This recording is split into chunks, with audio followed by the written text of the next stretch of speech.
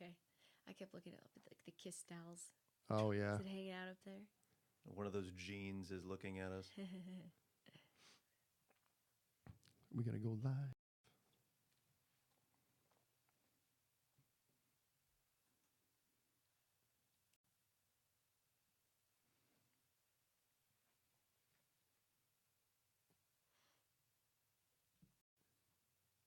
Oh, shit.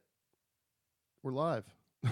Oh, shit's the first word on the podcast. Oh, yeah. We're talking about cursing and swearing. That's the way to start. It happens. Yes.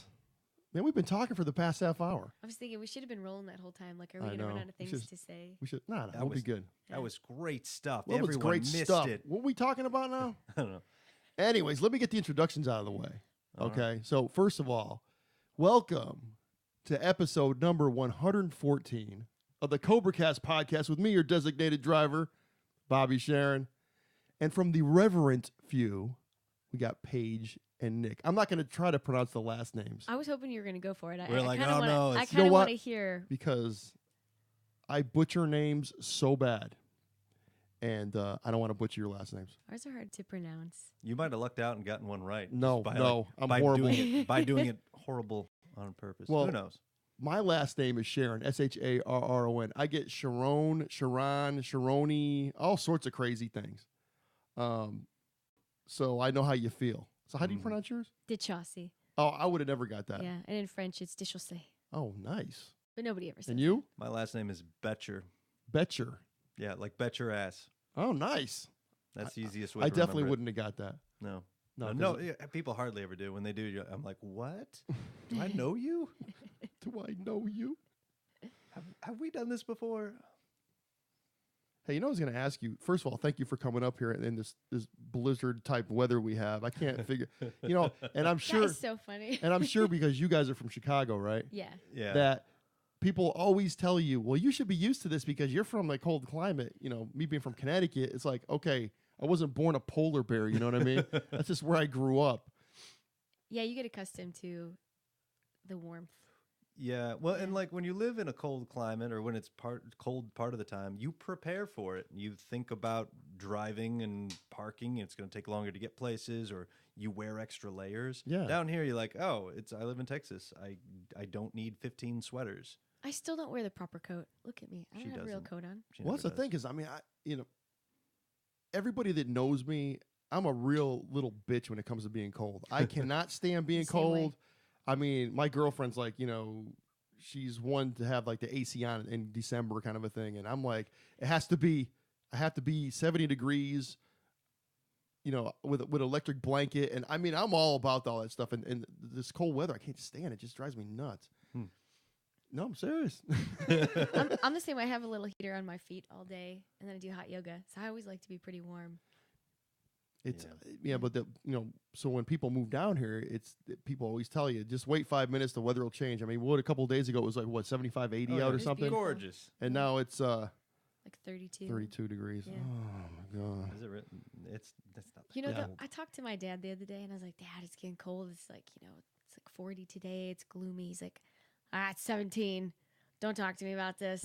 Don't talk to me about the weather, Paige. So I think like Connecticut and like Chicago get the same kind of snow. I would think, right? Yeah, pretty much. yeah, I think the climate's about the same. Yeah, that's pretty similar. Boston winters were rough. That was really rough. Just icy, and terrible. How long ago would you live there? Yeah, 02 to 06. I went Oof. to college out there, so. What do you call it? I had a buddy. He actually lives in California now, and he's from Boston. I mean, I think a couple of years ago there was like these wicked snowstorms. Wicked snowstorms. But at one point there was 111 inches of snow on the ground. At one point, 111 inches. I don't even know how many feet that is. Those like 10, 12 feet. I don't even know what that is. I don't know. That I don't sounds do about math right. well. You That's a know? lot of snow. Yeah, that's a lot of damn snow. Yeah. And Yeah. it's funny because people down here, they get a dusting, and it's like, oh, we got to cancel. The whole town's got to shut down for the day. And The talk of precipitation in any form. Yeah. Like, Is it I Chicago? was listening Wait. to the radio today. They're like, we're canceling the show tonight. It's going to get down to 32. And I'm like, what? I think just it's going to be 32. cold. I get to sit at home and watch Bob's Burgers and sit Yeah, put a fire cozy on. up in a Is it- blanket, put a fire on. That sounds like a great night. is it more of like the the hope of something coming down, or the pure horror of it coming down. I don't know. It's really weird to me because for perfect example, New Year's Eve. We were going to go out New Year's Eve. Then it was a thing where it snowed a little bit, and I think we got like a quarter of an inch of snow, and it lasted about maybe 5 minutes. 5 minutes. Yeah, there was like nothing. I remember. And we're out there taking pictures at midnight of the snow on the windshield, and it's just craziness. Well, the main thing though is there's no real infrastructure for, like, there's no salting the roads. There's no real, they don't put sand down. There's no preparation. So people they just drive like they normally do and hit the brake and slip and slide. I remember when we first moved here, there's that hill, Spicewood Springs Hill. I know you're talking. I used to live over there. It's like a ski slope with that first cold winter. It was just that like right near car pile up right near on 360. Yeah, I know exactly where you're at. I used to live right over there. Just like whoop, right down there. Ooh. Yeah, I thought it was a joke. People driving really slow, and then I just saw all these accidents. I was like, because I was kind of laughing to myself, like, this is comical. It is. It's and hilarious. I was like, okay, people are getting hurt. This is not funny. She says that she laughs. So did you guys move from Chicago together? To come down here? Okay, cool. In the fall of 2013? Yes. Like October. Yeah. I think October 2013. Yeah, we were up there. We were playing all the time. Originally, we're not from Chicago proper. We have to say this because people will get really angry. People get really like, I'm not from Chicago. Yeah. Well, come on. Good pizza there. Well, pizza's great. That's a whole discussion. Yeah. I know. It's funny because I have like my comedian buddy was just here. He did Cap City for the weekend, and we were talking about food. He's from Jersey, so all he's got on his phone is the Chinese food and the pizza. He goes right here. This is what it looks like. This is the real stuff right here. This is what it looks like. Because the shit they got down here, he's like, he won't. If it's not the real deal, he won't even touch it. He'd rather go without than have, than he's have a purist some. pizza He's a eater. Oh yeah. I love that. That's one thing I love about Chicago is like they have all of the food. Oh yeah. But people aren't so hardcore about it. They're like, yeah, that's great. Yours is great too. Like there's not like this. It's like if when you talk to people from New York, they're like, no, this is the best thing ever, and you're like, there's other good stuff, Yeah, food is. I'm a big foodie when it comes to that. I'm like really about the Italian stuff, and when I go home, to Connecticut, it's all about pizza, Chinese food. Chinese food, I never would have. Oh, I don't know. Chinese food up north is the best. You can't get what's so good about it? It's because people are from China that make it, that live there. They didn't make it down here to Texas. Real Chinese people. No offense to Chinese people. I'm saying, when you have Hispanic people in the kitchen making Chinese food, it ain't the same thing. That's true. And so, anyways, so did you guys make a trip down here before you moved, or? We made a couple of trips. I'd been to Austin years before, and I was just telling Nick this in the car. I was like, man, I kind of had my heart set on Austin for a long time, but never really thought I was going to make the move. And we'd come down here as a band to play a couple of shows. And then we came down as a duo to play a couple shows. And then we came down to like try to be grown-ups and go like, hey, let's find a place. And we were like, yeah, no, let's eat barbecue instead. This isn't going to work out. Like we'll just come down and figure it out when we do. So yeah, we'd visited like twice together. Yeah, it wasn't that intentional of a move initially. We were playing big shows in Chicago. It was had a band up there, and basically, not to get too heavy and too soon. No, you're good. But my dad got sick, and my family moved from my hometown of Peoria, Illinois, to Dallas. And so it was just kind of time to be closer to family. Oh, yeah. And Paige and I told Paige and I told the band, I was like, hey, I got to do this. I got to go move to Texas. And I had never really been to Texas before. Yeah. We were like, well, we definitely don't want to move to Dallas. Mm-hmm. And, Dallas and Houston are nightmares. Yeah, it's just not the vibe we were going for. And and it wasn't even like we were going, because everyone thought like, oh, they moved to Austin for music, but sort of like underlying, family stuff we had going on. And it was a big decision to make the move. We had management interested in us. We just played like big ass show at the House of Blues, and the band sounded great. We lived with one of our bandmates. I mean, it was really special. Yeah. So we made that move. We literally we uprooted our lives and we started from ground zero. Yeah. Wow. We did not prepare well. No. Could be an understatement. Sometimes, you have to do it that way. When it comes to family, you got to take care of that first. I mean, that's number one, Yeah. And It's a good learning experience. so everybody came down at one time then? Just the two. Just the two of you guys? So it's just the two of us. So like the rest of the band, they stayed in Chicago. One of them lives in Nashville now as a drummer. And, wow. And then so from scratch, like complete scratch. I mean, no money. We literally like packed Paige's Chevy of Malibu full of boots and guitars. Wow. And drove down here with like throwing stuff into the window. I was like, I was rolling down the window like, I need this nail polish. I need this brush. It was comical. This flip flop here. But like we didn't have furniture. Like we stayed with a friend in a 1-bedroom like for way too long. Oh, it sounds like when I came down here, I did the same thing. Did you? Yeah. It's kind of exciting though. It's liberating because you go like, I don't need this shit. Wait, I don't need any of this. It's liberating now that we've made it through it. Oh yeah, At once the you're out time, of it. It was terrifying. But yeah, when you're sitting on the floor and you got like no furniture and you're eating popcorn and drinking cheap beer to survive, you're like, fuck, this sucks. I'll tell you what, those are the glory days. Totally. Because Absolutely. I had so much fun doing that when I was playing, you have those things where you're eating ramen noodles every day and you're rehearsing at night and playing gigs. I miss all that shit. Cuz now it's all about, like, of course you're getting older. It's all about responsibility and the bills you got to pay. And you're not out every night like you were, You got to look back on that. You're gonna look back on that and go, you know what? I miss that shit. I do. I look back at it very fondly, but I remember being in the middle of it going like, what did we do? What did we get ourselves into? And I look back now and I just laugh. I mean, it was so humbling. It was necessary. But you know what? You guys had the balls to do it. That's one of the main things. There's a lot of people. I know a lot of people. Well, I could have done this and I should have done that. No, you didn't do it. So why are you talking about it?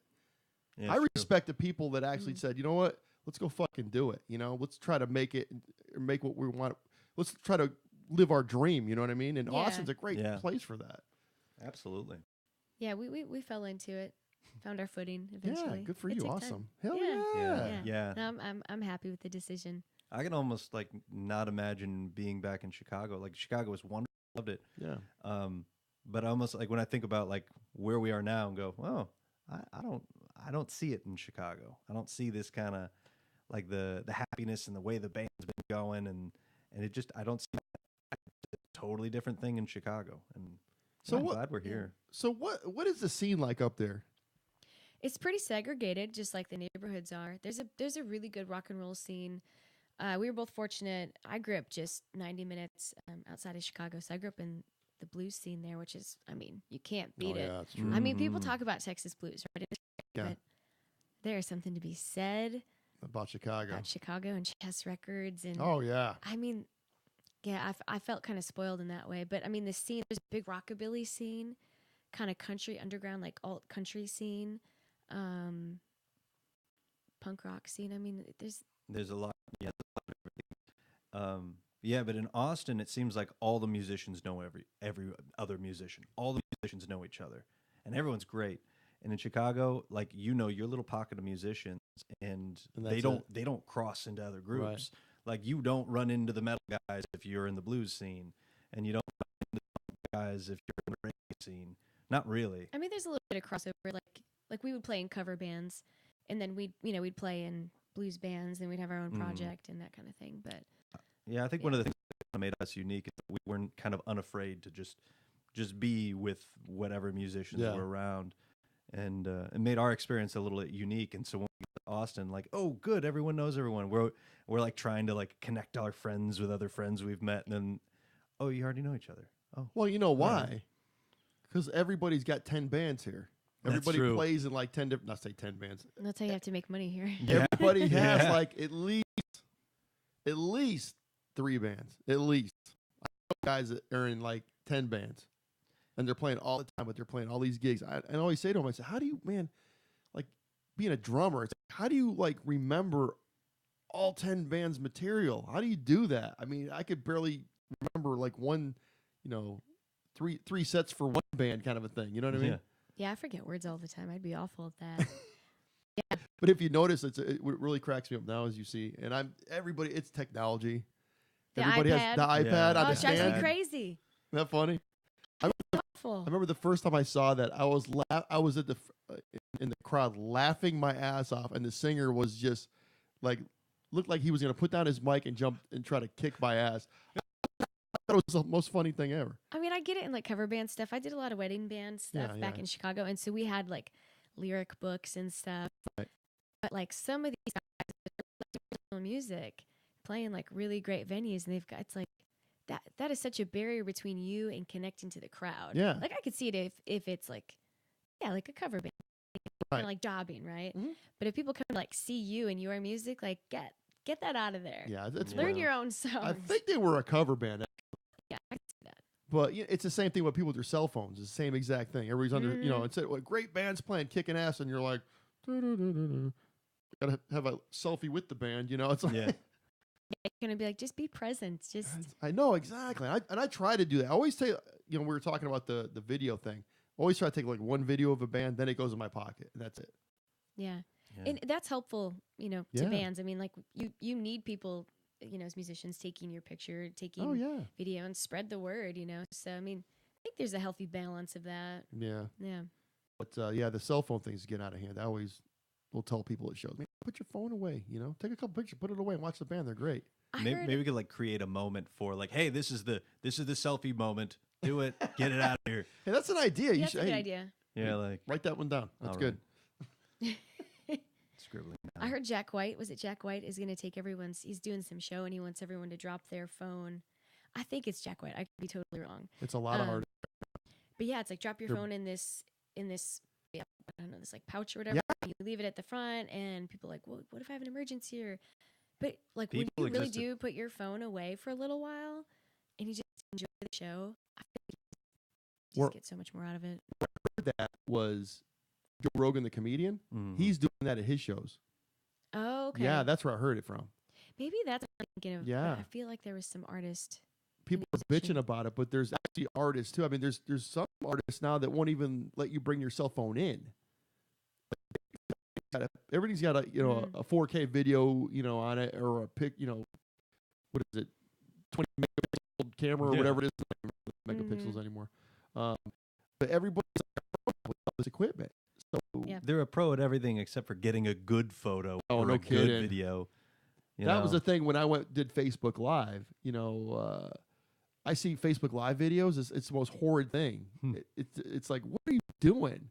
So I finally got the live feed going up, and it's a great feed, and I wanted to kind of put some kind of quality out there. If you're gonna do it right. You know what I'm saying? Yeah. So yeah. You know what Robert told me about you? Oh Lord. We got to bring it up. I just got to bring it up because we're gonna talk about. We're gonna talk about. Oh, okay. We can talk about anything. I'm an open book. It's American Idol thing. Okay. Yeah. Oh, not that. No. Okay. No, I'm just kidding. So what about it? What do you want to know? I'm just fascinated with it. I've never met anybody that's been on. That's what. I mean, look, man. Actually, like on the TV part. Except my thing with American Idol was back in the day, I would watch it the first couple 2-3 weeks where everybody sucked, like the William Hungs and all those guys.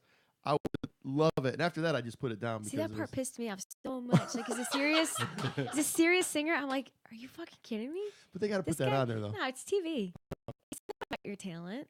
It has nothing to do with that. Those people were more interested in my story, and like, I'm an open book. Like, I'm a small town girl at heart. Like, I'll sit and shoot this shit with anyone and talk about anything. And they ask me all kinds of questions, make me cry, and I mean, I'm pretty honest. I don't put on a front, and so they took interest in the story and came to my hometown and filmed, and really, it was a thing. Wow. Yeah, it's like I made it. I got the golden ticket in Chicago, and this is like there was 3-4 rounds of auditions before you see any of that. And what season was it? Season 9. So it was Simon Cowell's last season.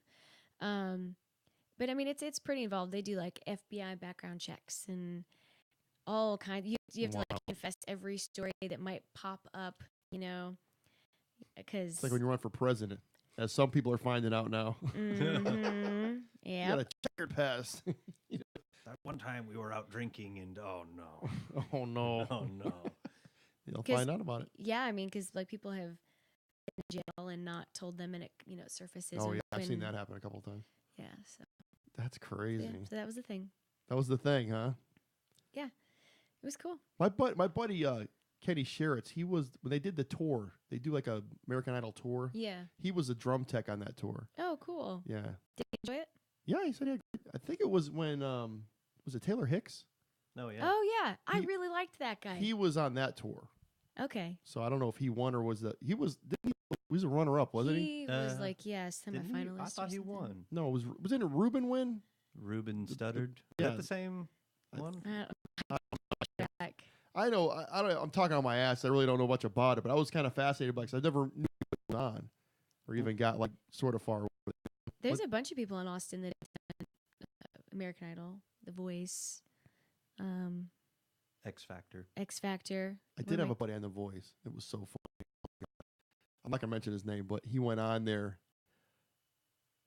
and he's a screamer. You know, he went on and just started like super powerful. You know, and so the judges were like, "Hey, because first question, why are you screaming at me?" Yeah, he's like, "I'm not screaming, I'm singing." He goes, "You're screaming," and that was, it was like a 30-second thing, and they just told me. That's the thing. Like, some things don't translate. Yeah. Like for me, I picked a lot of old soul stuff, and they were like, "Why are you singing all this old soul songs? Like, nobody knows this. You should sing country, or you should do this." And I was like, "I'm like, this is what moves me. This is the kind of artist that I am, and so if that doesn't work, then I'm so they try lying to myself." So if you what do you call it? The further you get, they try to mold you into something you're not, kind of a thing. That's what I kind of got out of it, because some of the artists were singing like Madonna kind of stuff, and then the next thing you know, they're trying to turn them into a country star and all this kind of stuff. And well, they definitely have a song list that you can pick from. Okay. And then each week they kind of have like a featured artist or like music of the 60s or 70s. And they never did anything. They had suggestions, because I like a lot of, off the cuff kind of stuff that isn't commercial. Most people wouldn't know. But if people can't relate to that, they go like, "I don't know what that song is." Yeah. People are going to be tuning out. Yeah. So they want to get more contemporary stuff. Yeah. But it's kind of like about the cell phone stuff. If you just keep feeding people what you think they already want, you're gonna ever just want the same things they've always had. It's like pop music. It's like, Backstreet Boys and like NSYNC and all that stuff when I was a kid or younger, Yep. About it would just force feed these bands, and I'm not saying they were bad. It's nothing that I bought, but I mean, I could still recite some of those songs. Yeah, I mean, but they were at that time, they were just force feeding these bands, and stuck to the wall was like, hey, these kids are gazillionaires now, and that's where Justin Timberlake is still one of the last ones that's really making a really good career out of it. So yeah, I think he really focused on the right things to get him through it. I think where the rest of them really. Yeah, well, the whole thing is when you're New Kids on the Block, and you're 50, they're older than I am. And they're like, their early 50s? And they're still going around as New Kids on the Block? Or KNOTB or whatever they're calling themselves now? I think that's the danger as an artist. You have to learn how to keep reinventing yourself. That's why I love artists like, I love David Bowie, Tom Waits. I am the biggest David Bowie fan on the planet. Are you really? Oh, I'm huge, monstrous. We just watched a really great documentary. What was the name of it? Do you remember? There's a bunch of them on it. Well, of course, he really died last year, so. Yeah, it was about his kind of the last record he was making. It got a little dark, but it was so good. It was just, what a beautiful soul. Oh my God. Well, it was so good. Well, the thing with that last record was Black Star you're talking about, right? Mm-hmm. He knew he was dying, and he was writing those songs. And if you listen to like Lazarus or any of those songs with the lyrics in them, I can't watch that video without when he's laying in the bed and he's floating up. I know. And it's like, I start crying. Yeah. I mean, I could distinctly remember, because he died I think he died the day after his birthday. His January 8th. Yeah. So wait a minute, it's tomorrow. Right. Tomorrow, right? His birthday was tomorrow. Wait, we're in February. I'm February. sorry. I was looking at your calendar going like, wait a February. second. My brain is fried. No, but I remember it was really weird. I woke up at 3:00 in the morning, and the first thing I'll reach for is my phone to see what time it is. Okay, I got 4 more hours of sleep or whatever, Yeah.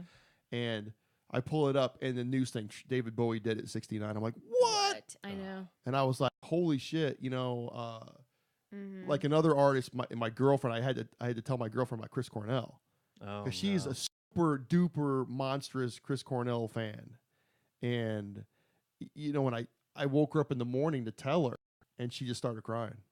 And she was just sad for like weeks. It's like amazing. like she knew him, and it was like, for me, it's like, okay, I get it.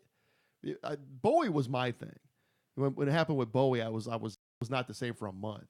It was just weird because no one knew that he had cancer. No one knew that he was dying. A certain few did. Yeah. And he was making some great music at the end. That the Black Star thing's a little, there's some good stuff on it, but I mean, The Next Day, which was the album before, was a great record. Mm-hmm. And he did that in secret. No one even knew he was recording that record. And he just dropped it. Boom. I have got to remember the name of the documentary because you would love it. Yeah, I've seen them all. I probably saw it already. You probably saw it, yeah. Yeah. There's a couple of great Bowie documentaries. But yeah, I mean, I have every Bowie album, and I love Bowie to death. So he's he's probably one of my favorite artists. So yeah, same here. That was a rough one. So many, when you're moved like that, it's such a testament to the artist and how powerful their music is, and it inspires artists to go like, God, I hope somebody's that moved by my performance or a song of mine, like in my career. Yeah, you feel your songs are kind of like your secrets in that way, right? So people feel really tied to you, and that sense of vulnerability is really hard to share. And so when you do, people go, wow, they let me like in on this thing. Yeah, because I think a lot of artists now, to me, phone it in. Yeah. And it's like you could tell you could tell that they're phoning it in. It's like it's not like really there. Another great artist I loved that we lost was Prince. Oh. Yeah. Now, I don't know if you've ever seen Prince live. No, I got to see him. I got to see him 3 times. Oh, really? And this guy is or was or whatever the case may be, was probably one of the top 3 musicians that ever lived. I mean, honestly, he was just phenomenal. He played every instrument. He was like probably one of the greatest guitar players on planet Earth. Mm-hmm. Just the body of work that the guy left behind, and then the stuff that's not even released. Yeah, there's archives. They're going to be archives. Probably every year stuff. They'll just like keep churning out some new. And his B-sides and the stuff that he's never released that's actually seen the light of day a little at a time. Mm-hmm. Those are like songs that people wish they could have as singles. You know what I mean? Oh yeah. Just hit after hit after hit. But I mean, just if you ever get a chance to even like just look at a perfect example, if you want to see what a great guitar player is, they did this thing for the Rock and Roll Hall of Fame. You've probably seen it a million times. It was like Tom Petty.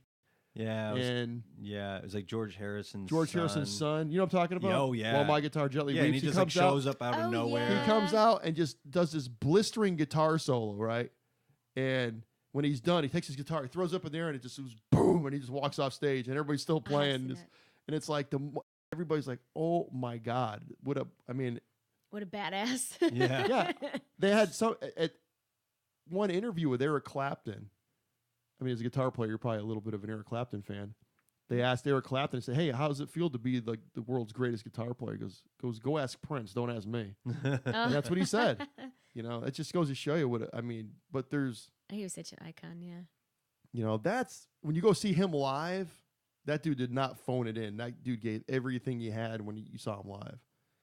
Yeah. So it was a great thing to watch. That's always something, like as an artist, it's always something to aspire to. And you see someone do that and how they can give so much of themselves, like all of them. And then you watch that and you go, I want to do that. When do I get to do that next? Can we do that soon? Yeah. I think it takes a really special kind of you have to be really connected to yourself. Mm-hmm. And I think to give that much away, you've got to save something for yourself. Like you've got to have some quiet time in the day, like just that amount of energy, commitment. Like, you can't phone that in. Yeah, that's why at the end, that's why he was on all the pain medication, because he used to wear high heels all the time. Oh. And his back was messed up, his knees were messed up. I mean, all from performing. The things you sacrifice. Yeah, so this guy's like, sucking down whatever he was sucking down 10 at a time. The dude only weighed like 100 pounds soaking wet. He's tiny, Yeah. And they found him dead in an elevator. It's like... In an elevator, really? Yeah, well, elevator at his house. He had an elevator in his house. Wow. Prince couldn't walk up the stairs. He had to have an elevator. I was gonna say career goals, elevator in the house. Yeah, there you go. We had 3 killer recording studios in there too at Paisley Park. Yeah, I heard that he had all the rooms in his house wired to record. So if at any given moment he wanted to record in a room, like, oh, we can do it right here. Oh. Yeah. Whole place. Lay in bed and record an album. They used to call that house, or they still do, the house that Purple Rain bought, because all the money he made from Purple Rain he put into that house. Man. And that was back in the day, in '85. Well, that album came out in '84. I remember going to see it at Purple Rain at a movie theater when I was like a junior in high school when it came out. Yeah. And people were buying albums back then, and he sold, I couldn't even tell you, 20 million copies of it or some shit. I don't know. And back then he was making some money, so. He was pretty giving too, right? Like he donated to a bunch of charities. Oh yeah, was really quiet about it though. He was a Jehovah's Witness, so he. Oh, that's right. So like a part of being a Jehovah's Witness is you don't really talk about all the good stuff you're doing. And so like after he passed, then people came out and were like, we've not been allowed to tell this, but now that he's gone, these are all the amazing things he did. And he would just like show up to somebody's house on a Sunday. Yeah, in Minneapolis. Yeah, that's so wild. You know, would you like to talk about the Lord? Are you Prince? Yes, come in. Prince. I'll talk about whatever you want. That would be so awesome. Well, hey, we got a big show coming up next Saturday night. Whoa, hey now. Yeah. Hey now. Yeah, we are so excited. I'm excited for you. We're going to go down for it, so it's going to be cool. Me and Chris are going to head down there. Good. Yeah, it's going to be great. Front row. Yeah. You know, it's funny. We've never even been in the room. I haven't been there either. Okay, yeah. We would talked about like, well, maybe we should go see a show so we know what it's about. And then part of us is like, no, maybe we should just like make our first experience being on that stage. I don't want to have any expectations. You know, you're gonna kill it. You're gonna kill it. Oh yeah, it'll be great. But you know, there's something exciting about walking into a room that you're not comfortable in, or you just kind of like, okay, this is it, and you have a whole new memory to kind of associate it with. Yeah. See, I love that. I love just live performances. Just the main thing that I've gotten to music for. I've been to the Moody Theater, so it's part of the Moody Theater. Yeah, it's like underneath the Moody Theater. It's like the club side. It's 310 ACL or 310 ACL Live. I'm not sure what the official name is, but 310 ACL. I think it's called 310 Austin City Limits Live. So ACL Live, yeah. That's a long name. I know. That's what their Facebook says. Yeah, something like that. So one of my yoga friends the other day was like, hey, I saw your name on the bill. I do all the marketing, and we're so excited to see you guys. I'm like, oh, that's cool. So how did you guys get added to this, Bill? If I can ask. We met Robert. We played a gig at 1-to-1 with Jelly Ellington and Jelly Ellington puts this event on, this charity event, and asks all these bands to be a part of it. Yeah, for the Sims Foundation. And so we did this event, and then Robert sang at it and was like, man, he can sing. Oh yeah, he's incredible. Robert's a badass. And what a sweet man. I was just gonna say he's like one of these guys that's like so humble and so sweet. He's so kind all the damn time, and it's like I feel like a better person after I talk to him. And I always tell him, and I always say when I always mention his name, and I've told him a couple of times, dude, know what you need to do? Black Crowes is great. Don't get me wrong. He's, to me, I'm like a really big old school Rod Stewart fan. Oh, dude, yes. And I told him, I said, you know what you should do? You should get like an acoustic Sunday fun day kind of, but do all Rod Stewart covers. I would go see that. Yeah, I would. He would murder that shit. He really would. He's like, yeah, well, you know, but I seen him actually do Black Crowes. You know a guitar player named Carson Alexander? You know Carson? I don't think maybe. So. Well, my girlfriend did an event, and Robert did the music for it. And Carson showed up to play guitar. It was an acoustic thing, so Robert played guitar. Had a couple other players up there, and he did a Black Crowes thing, and I think that's where it kind of stemmed from, you know. That's cool. Okay. But I'm sure he's played it a million and gazillion times before because he plays all the damn time. But yeah, so hopefully one of these days I'll get a call and say, hey man, we're doing this Rod Stewart thing. We're putting the pressure on now. Yeah, Robert, if you that would be killer because there's no one doing it. No, I love Rod Stewart. His old stuff, like before, like the Faces. The Small Faces, the faces, and up into about 1980, anything after 1981, it's like the skinny. I call it the skinny tie era, where you got the Casio keyboards like ding, ding, ding, ding, ding. It's like, okay, no, we're done. Well, if Robert does this, I would like to be in the running for the guitar player to do the Jeff Beck part. He's probably going to be yelling at me when we call him here in a little bit, and he's like, "What are you talking about?"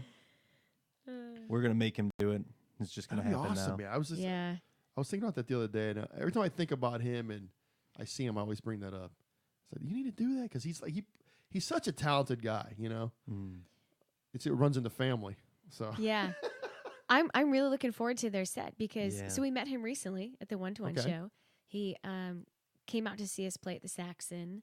He's come to every show since that show, now that I think about it. And never has he been like, hey, put me on your guest list. And every time I see him, I'm like, dude, I want to put you on the guest list, so let me buy you a drink or something. Yeah.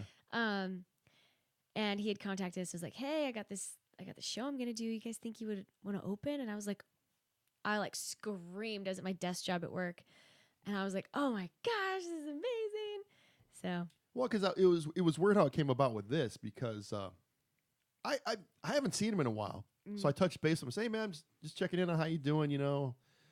How's Elizabeth doing and everything else and yada, yada. And he starts kind of going back and forth with texts. And I said, Ben, he goes, you coming to the show? And I'm like, yeah, I was thinking about coming, you know. So I said, well, I'll mention it on the podcast.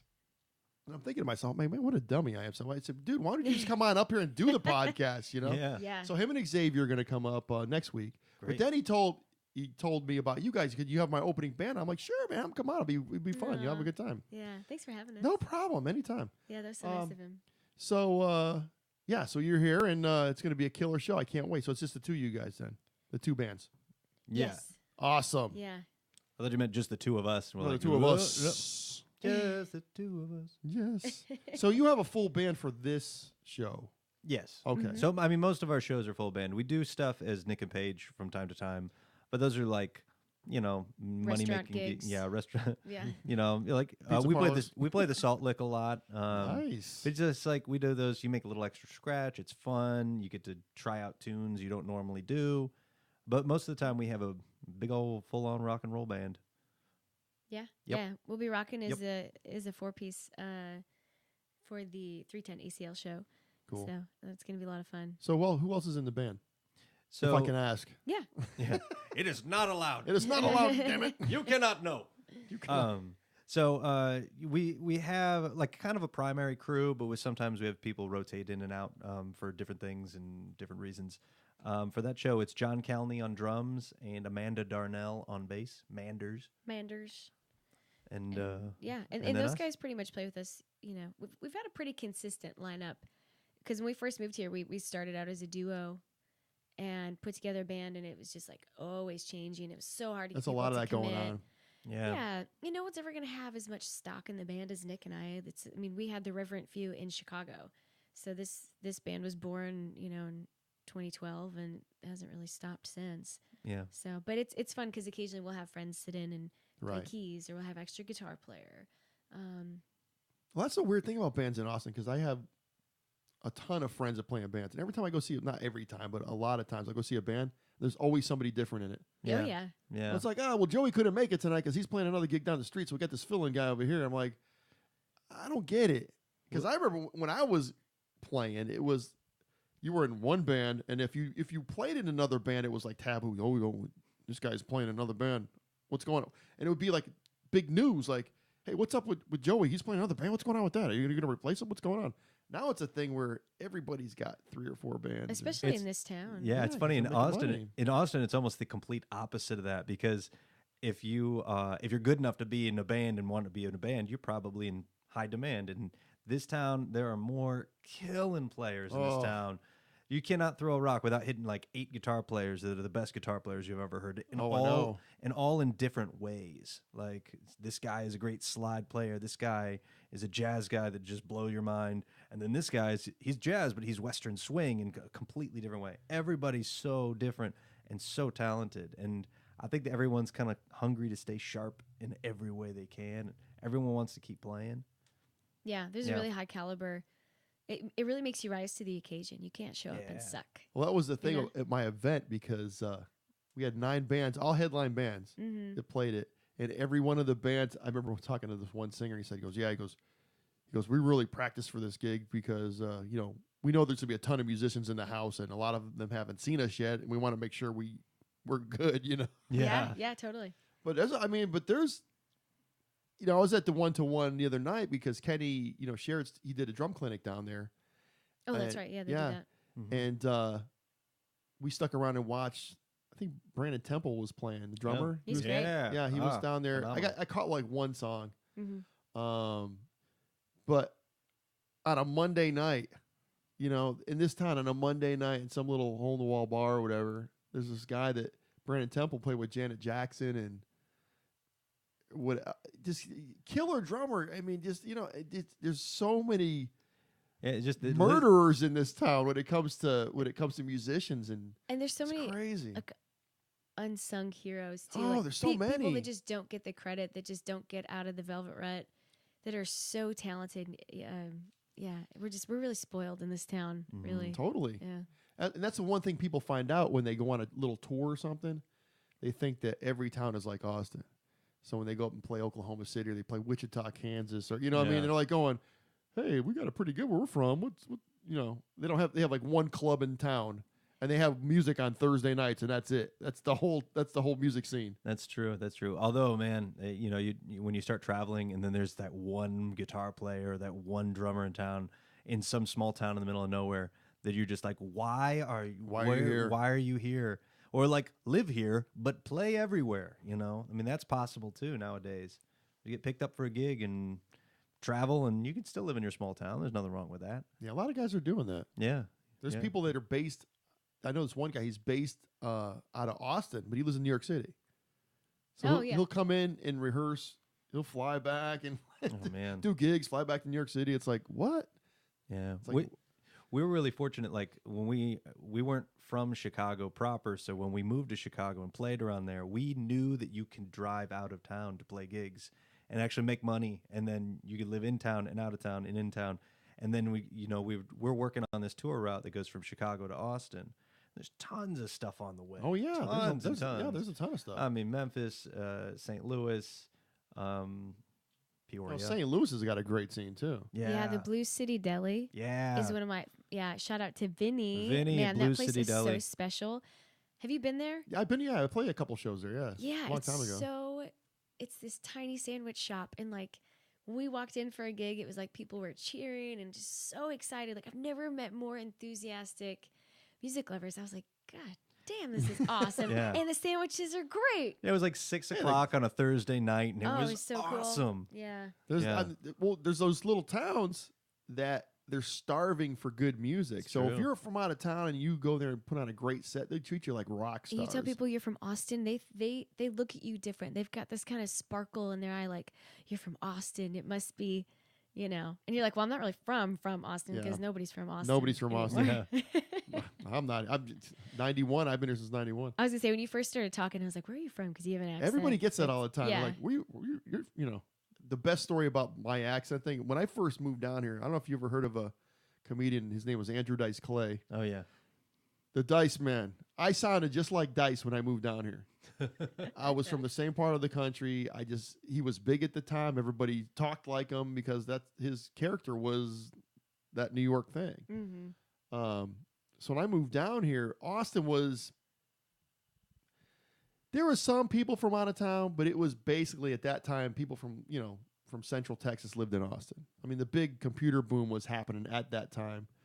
I remember going to get gas one day, and I'm like, "Yeah, hey, I need 20 on number 5."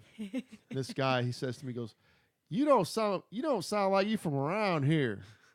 I said, "Yeah, I'm from up north." And he goes, "Where? Dallas?" The dude was 100. Awesome. I'm like, nah, a little bit farther than that. You're like, you've never left Texas, man, have you? I don't think he's ever left Austin. Oh, man. It's so funny because when you move away, I don't know if you find this, but like when I call home and I talk to my dad, I'm like, oh my gosh, he sounds like he's from Canada. Like I call home and I talk to my family and, you know, he's telling me how cold it is and 17 degrees and he talks real tight and he's just got this thing. I'm like, Dad, have you always sounded this strange? Well, it's weird because with me, I tend to talk pretty fast. And there's a lot of people, if you're from Austin, I'm like, let's go. Come on, Yeah, let's go. totally. Like Keep it up, you keep know, it up. hey, while we're young, you know what I mean? Let's go. Hey, Christmas is coming. Let's go. You know, because they tend to draw things out, and I'm on fire most of the time. I really am. I'm. If you ever see me on Facebook, I'm always like, you know, the guy, you know, got 10 Red Bulls in me, and I'm running up and down the Ready to street, jumping up and down, and you know, and doing an extra set of push-ups, and you know, kicking ass, and that's me. That's Yeah. I've always been that way. There's definitely a pacing to the Southern way. Like we first moved to town, people were really slow on getting back to us on like gigs and emails and driving and goddamn the grocery store. Oh, the grocery store is the worst. I go out of my mind. Doesn't matter where I am. I Really? go out of my mind. Like I didn't come here to browse the Oh, ketchup yeah. and mustard. Like I came here to get I can my tell you stuff stories. and go. Yeah, I'm one of those kind of guys. I'm in and I'm out. I got a list. Boom, boom. I'm you know, in and out quick. Mm-hmm. I'm not there to sightsee. I'm not there to, you know. I'm not shopping. I'm buying. Exactly. Yeah. I know what I'm getting. I'm not browsing. Yes. But If you're browsing at the grocery store, I mean, I would just get too hungry. I'm just like, I'll have it, taking it, go now. That's the worst eat, time to let's go to the grocery store. well, it's funny because up here, I don't know if you know about Sun City. Sun City is like a retirement community. Like Oh, I've heard about it. yeah. Okay. Well, it's part of Georgetown, and it's Uh. we're you know, I'm not say rich, but the well-off kind of have, you know, it's built around a golf course, and No. Mhm. it's Yeah. very large now. Ooh. There's thousands and thousands and thousands of people, and they have one grocery store, you know, HEB over in that area. And I mean, they bust them in, and they're like, you know, 112 years old, and you know, Oh, that's so no, sweet. but no, you know, but they're there. It's you know, sweet when you're not stuck they behind make them. it. They make an all-day trip out of it. You know, Oh, sure. and I hate to be mean, but I'm the kind of person, I eat what I want. I do what I want to do. I don't count carbs. I eat more ice cream than anybody on God's green earth. Oh, I want ice cream. I know. I could Sounds talk. good. We could talk ice cream all day long. But they're there to like browse, and they're, you know, the aisles aren't so big, and it's like, yeah, I'm trying to get in and out, and they're in my way, and I'm either gonna knock them over or, you know, plow them over. I don't know. Every time I totally feel it. Every time I lose my patience, I'm like, okay, pretend like this was your grandmother or your grandfather. Or, I know. And then I'm like, oh, I don't even have the gumption. I can't even be kind. I got too much to do. I don't have time to browse. I really don't. Uh-huh. Oh Lord, have Grocery mercy. stores. Now, So- it's that whole thing's just making me hungry. Man, I know. Mhm. just want a pint of ice cream right now. A Just right pint. now. Mm. Yeah, they came back. What do you call it? The HEB Creamy Creations came out with. They come out with these flavors once a year. Mhm. And I actually put a picture of it on my Facebook page if you ever want to go to and look at it. It's this stuff. It's Mexican chocolate, but it has a cinnamon swirl in it or something. Ooh, that sounds sounds- good. Ooh, it's sounds delicious. Real good. It's delicious. I think my favorite. We're talking ice cream. Yeah. I'm a connoisseur. I am a connoisseur. I know every ice cream on the planet Earth. So we had this when we first moved to town. We had, is it Bluebell? Is that the one that discontinued? No, They had this like blackberry cobbler that my That girlfriend was used to buy good. all the time. I was like, this is so good. I mean, I'm pretty standard. I like cookies and cream and cookie dough. They have one they don't make anymore. It was blueberry cheesecake, Oh my gosh, I Oh, would love sounds that. great. and they just did away with it. I'm hoping, Uh. praying it comes back, but you know, I got a good ice cream story. Do And you? I haven't told many people this, but so I do hot yoga, right? I do yoga. hot yoga, Hot yoga, as baby. opposed to cold yoga. Yeah. Yeah. And It's hot yoga. I got out Sweaty of class one day and I was like, man, I'm really hungry. I had to go take care of a couple errands and I hit at McDonald's and I totally ate this giant McFlurry like right after my yoga class, just like wasted all the hard work. I was waiting for like something it? terrible. Isn't that, Did you that's poop not your bad pants enough? afterwards? I mean, that would make Let a me better tell you something. I'll story. tell you. This shows you. My girlfriend, she looks at like when I do a bowl of ice cream, it's a bowl of ice cream. It's not like two little scoops and Right. Yeah. when you get a bowl, it's like, Yeah. and then I put that chocolate sauce that freezes. The hard shell, the that's shell, the yeah. best. the Oh my pretzel, God, I get haven't the had that in so pretzel long. one. They've got pretzels in Oh, it. is it like salty and Yeah, it's salty, delicious. Sweet? Going to the Oh. grocery store Yeah. after this. So, anyways, but I remember one night I went to HEB and they had a sale on Ben and Jerry's. Mm. I think this is before me and my girlfriend got together, and it was like 2 pints for $3. Do you know I ate both of those damn pints one after the other In one sitting? in one sitting? Did you get sick? No, I would throw Quite up. nah, fuck that. I mean, Yeah, no, You know there's what though? Ice cream makes me cough. I think I'm lactose intolerant though because I eat so much of this shit now. It's like, you know. You've had your quota of ice cream and you just get like overloading it. Yeah. So, anyways, I bought 2 of those. It was I'll have to show it to you. It's chocolate. I think it's like hot. Is it hot chocolate? Hot chocolate with like a cinnamon like it's like a crunchy kind of swirl thing. Yeah, it's Mexican chocolate. I feel like you should serve us up some ice cream. Fucking while we're talking delicious, about this. man. It's so good. Anyways, some ice cream and like a glass of rum. Just dump it in there. Just the whole thing. Yeah, Did I'm you ever all take about the like sweets, man. I'll tell you. ice cream and like graham crackers and like in a cup and crush it all up, or vanilla wafers? I'm gonna tell you something. I'm gonna tell you a little secret, right? Okay. Everybody's gonna know, but this is what you want to do. Okay. Listen to your Uncle Bobby. He'll tell you. Go to Amy's Ice Cream. Get the white chocolate ice cream, right? And you want to get Twix. You want to get Twix and like what's the other one I put in there? Like Reese's. No. I think it was just Twix. The white chocolate, the Twix mashed in with it. Money right there. Money. I haven't had Twix in so long. Yeah, the Twix I think is Reese peanut butter cups. You get them all mashed in there because they mash all the stuff in it with it. But it's the white chocolate. I love white chocolate. Oofa. Yeah. There's this place when I was growing up. There's this place called Jean's Dairy Dream that was down the street from our house. We'd always get Arctic swirls. It was their version of a blizzard. Just get the biggest one you can, and like just mash everything you've got and just dump it in there. I'll eat it.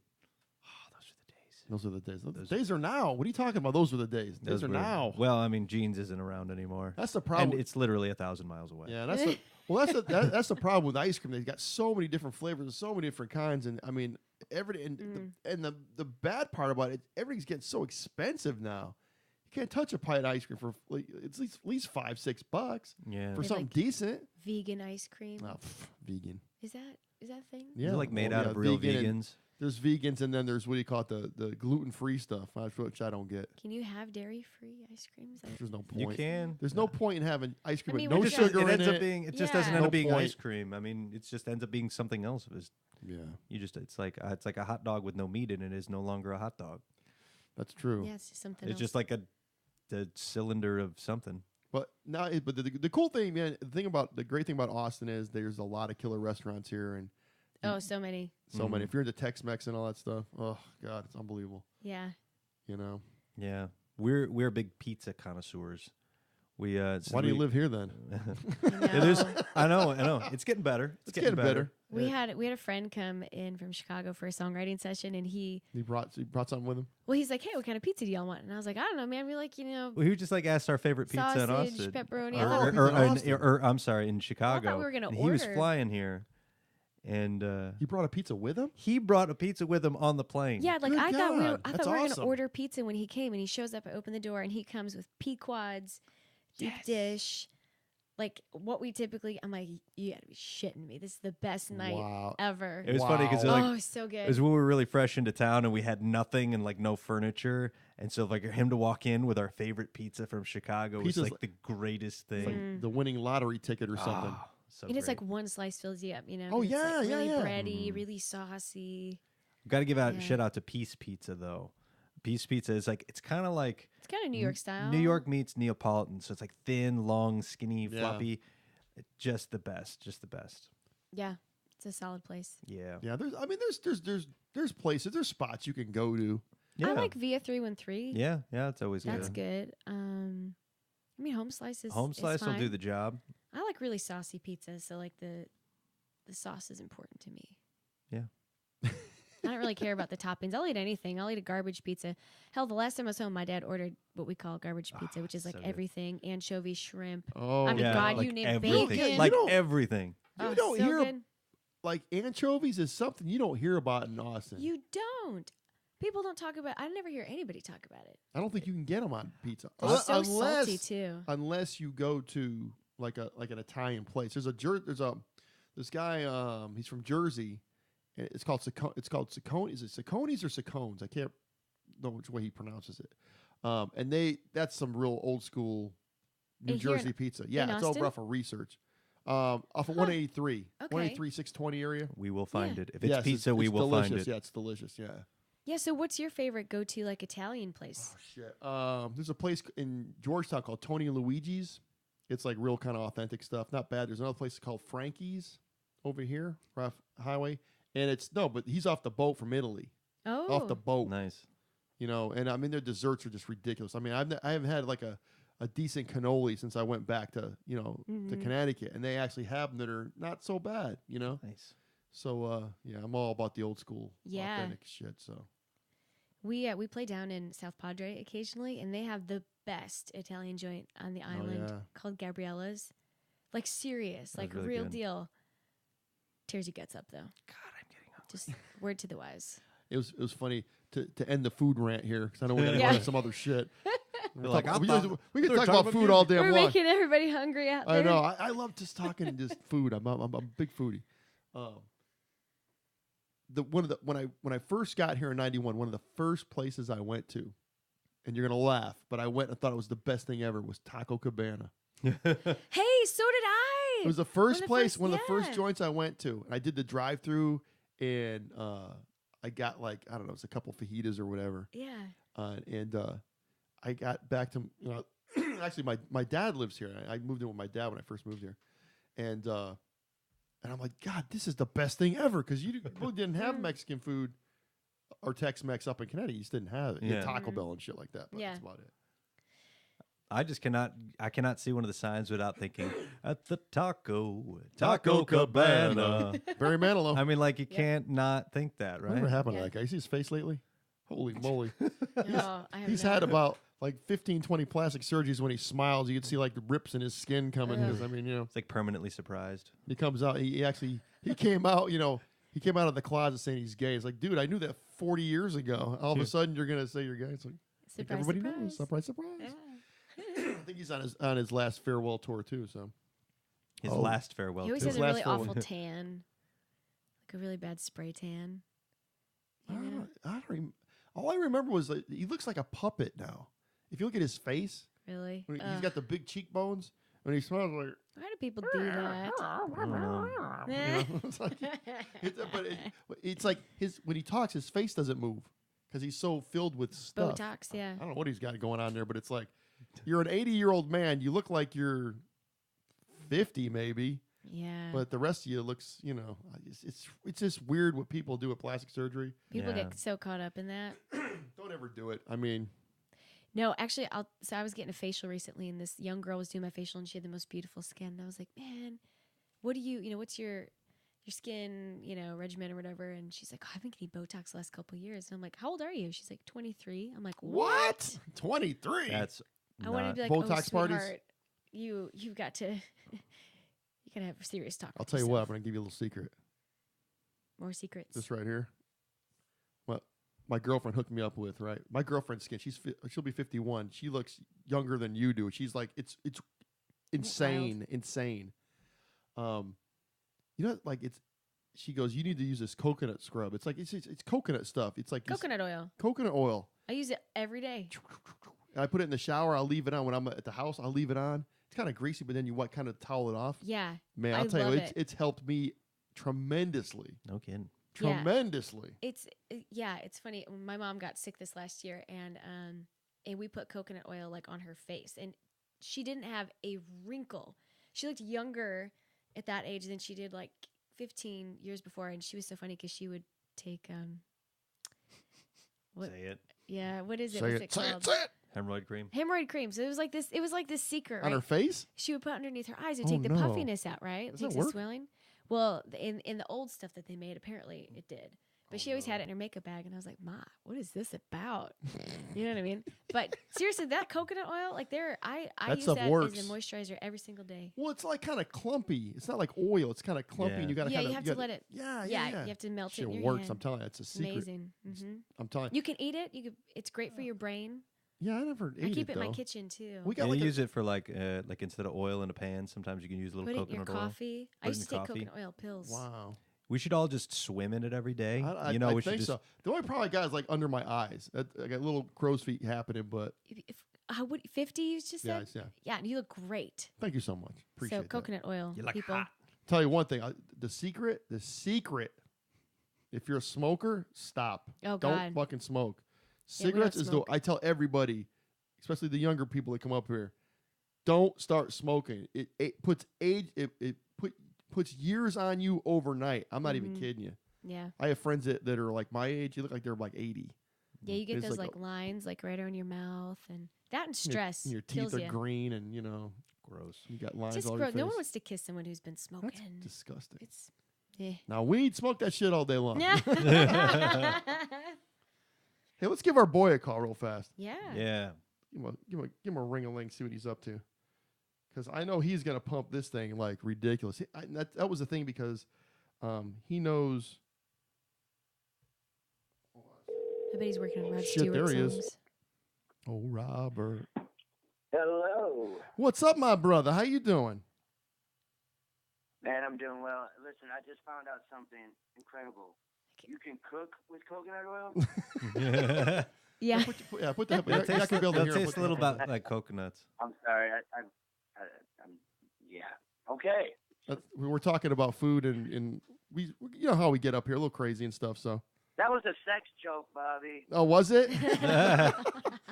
How you doing, Oh, man? man? I haven't talked to you in a bit. I'm doing great. That's awesome. I know I'm doing great.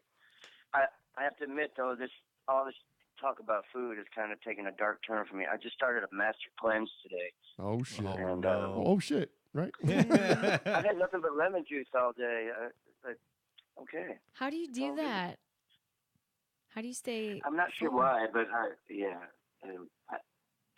it's just a discipline that I don't have. So I keep trying to see if I can do it. It was funny because Robert did the podcast the last time, and he got here a little early. We were having dinner, and Crystal made it. What did she make? Was it spaghetti or something? Yes, it was. Yes, it was. So Robert was up here eating. Thanks. Yeah, but Crystal's a great cook. That's one thing I love about her. Yes, She's she just is. she's awesome, an awesome cook. Hey, so we're over here discussing this great plethora of greatness you got coming in next Saturday night. And I think Hey, man, I'm super excited about it. me too. Super excited about it. Can you guys hear me okay? Yeah. Yeah. Oh yeah, totally. Oh, good. Yeah, it's fantastic. I'm really enjoying this conversation, too. I love Nick and Paige and their band. They're great. Obviously, everybody can see that.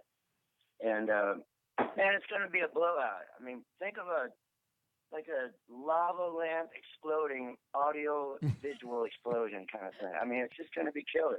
Sounds sticky. Yeah, you got in I was trying to think of in the band you got together for this thing is ridiculous. I mean, yeah, we got Xavier from Boettcher. He's back in Austin. Got him out of L.A. finally.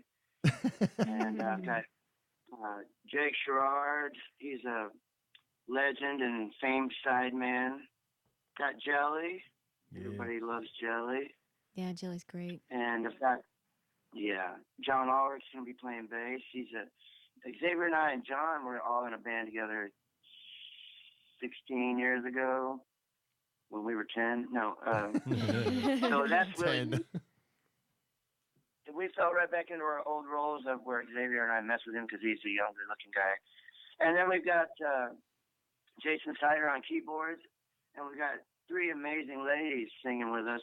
So there's at least 5 ladies that I know of that are going to be at the show, which is perfect, I think. We don't need a bunch of guys. All We these, got to have some all ladies these in there, dudes. some energy. Hey. All the dudes. Yeah. Who am I kidding? I'm one of the dudes too. I was looking at the Facebook invite, and I was reading through who was part of the band. I'm like, man, this is like the who's the who of Austin on this thing. Jesus, So is this so? Well, if you know who Carrie Hudson is? Yeah. And Candyland, Candy Sanders. Right. Yeah. Yeah. With the Mother Lode. And Oh, her awesome. sister Connie, they're going to be singing with us. It's going to be awesome. Awesome. Jesus. I love Carrie. She's Yeah. one of my favorite voices in Austin. Hey, so Robert, Yes. so is the band called Soul Singing? Is that just the event name? Well, yes, it is now called Soul Singing. Originally, it was the event name, and because I didn't want it to be. It's a Black Crowes tribute show. I mean, Right. But we're not a Black Crowes tribute band, and I didn't want to have something like Remedy or something that sounded like a typical tribute band where they take one of the names of one of the songs. I wanted to have something that showed more of what the music was about and what the event was about and the vibe of the event. And when I got into rehearsals and I told the guys, well, we got to have a band name. And they're like, no, soul singing's cool, man. I was like, oh, okay. So that's where we're at. Cool. So is this going to be like a one-time deal, or are you going to do this like once a month or once every other month, or? We're doing it every day. Every day. So you'll be playing somewhere every day with this band. We plan to make it special, as much as we can, and probably every 3 months, maybe in Austin, maybe 4 times a year. Cool. And try to make it a really great special event. And then try to get out, hit some House of Blues, Chicago. If you guys know that'd anybody. be awesome, yeah. Just wherever we can get around to. And everybody's got so much going on, of course. We're going to try to make it special when we can do it. Definitely, yeah. We're gonna come down for it, so we'll be there. You better. We'll be. Oh, you better. Yeah, we'll be in the front, jumping up and down and cheering. You need to see the Reverent few, man. I'm just such a big fan. I guess I'm probably gushing, but I just love them to death. I think they're already doing great stuff, but they're definitely going to be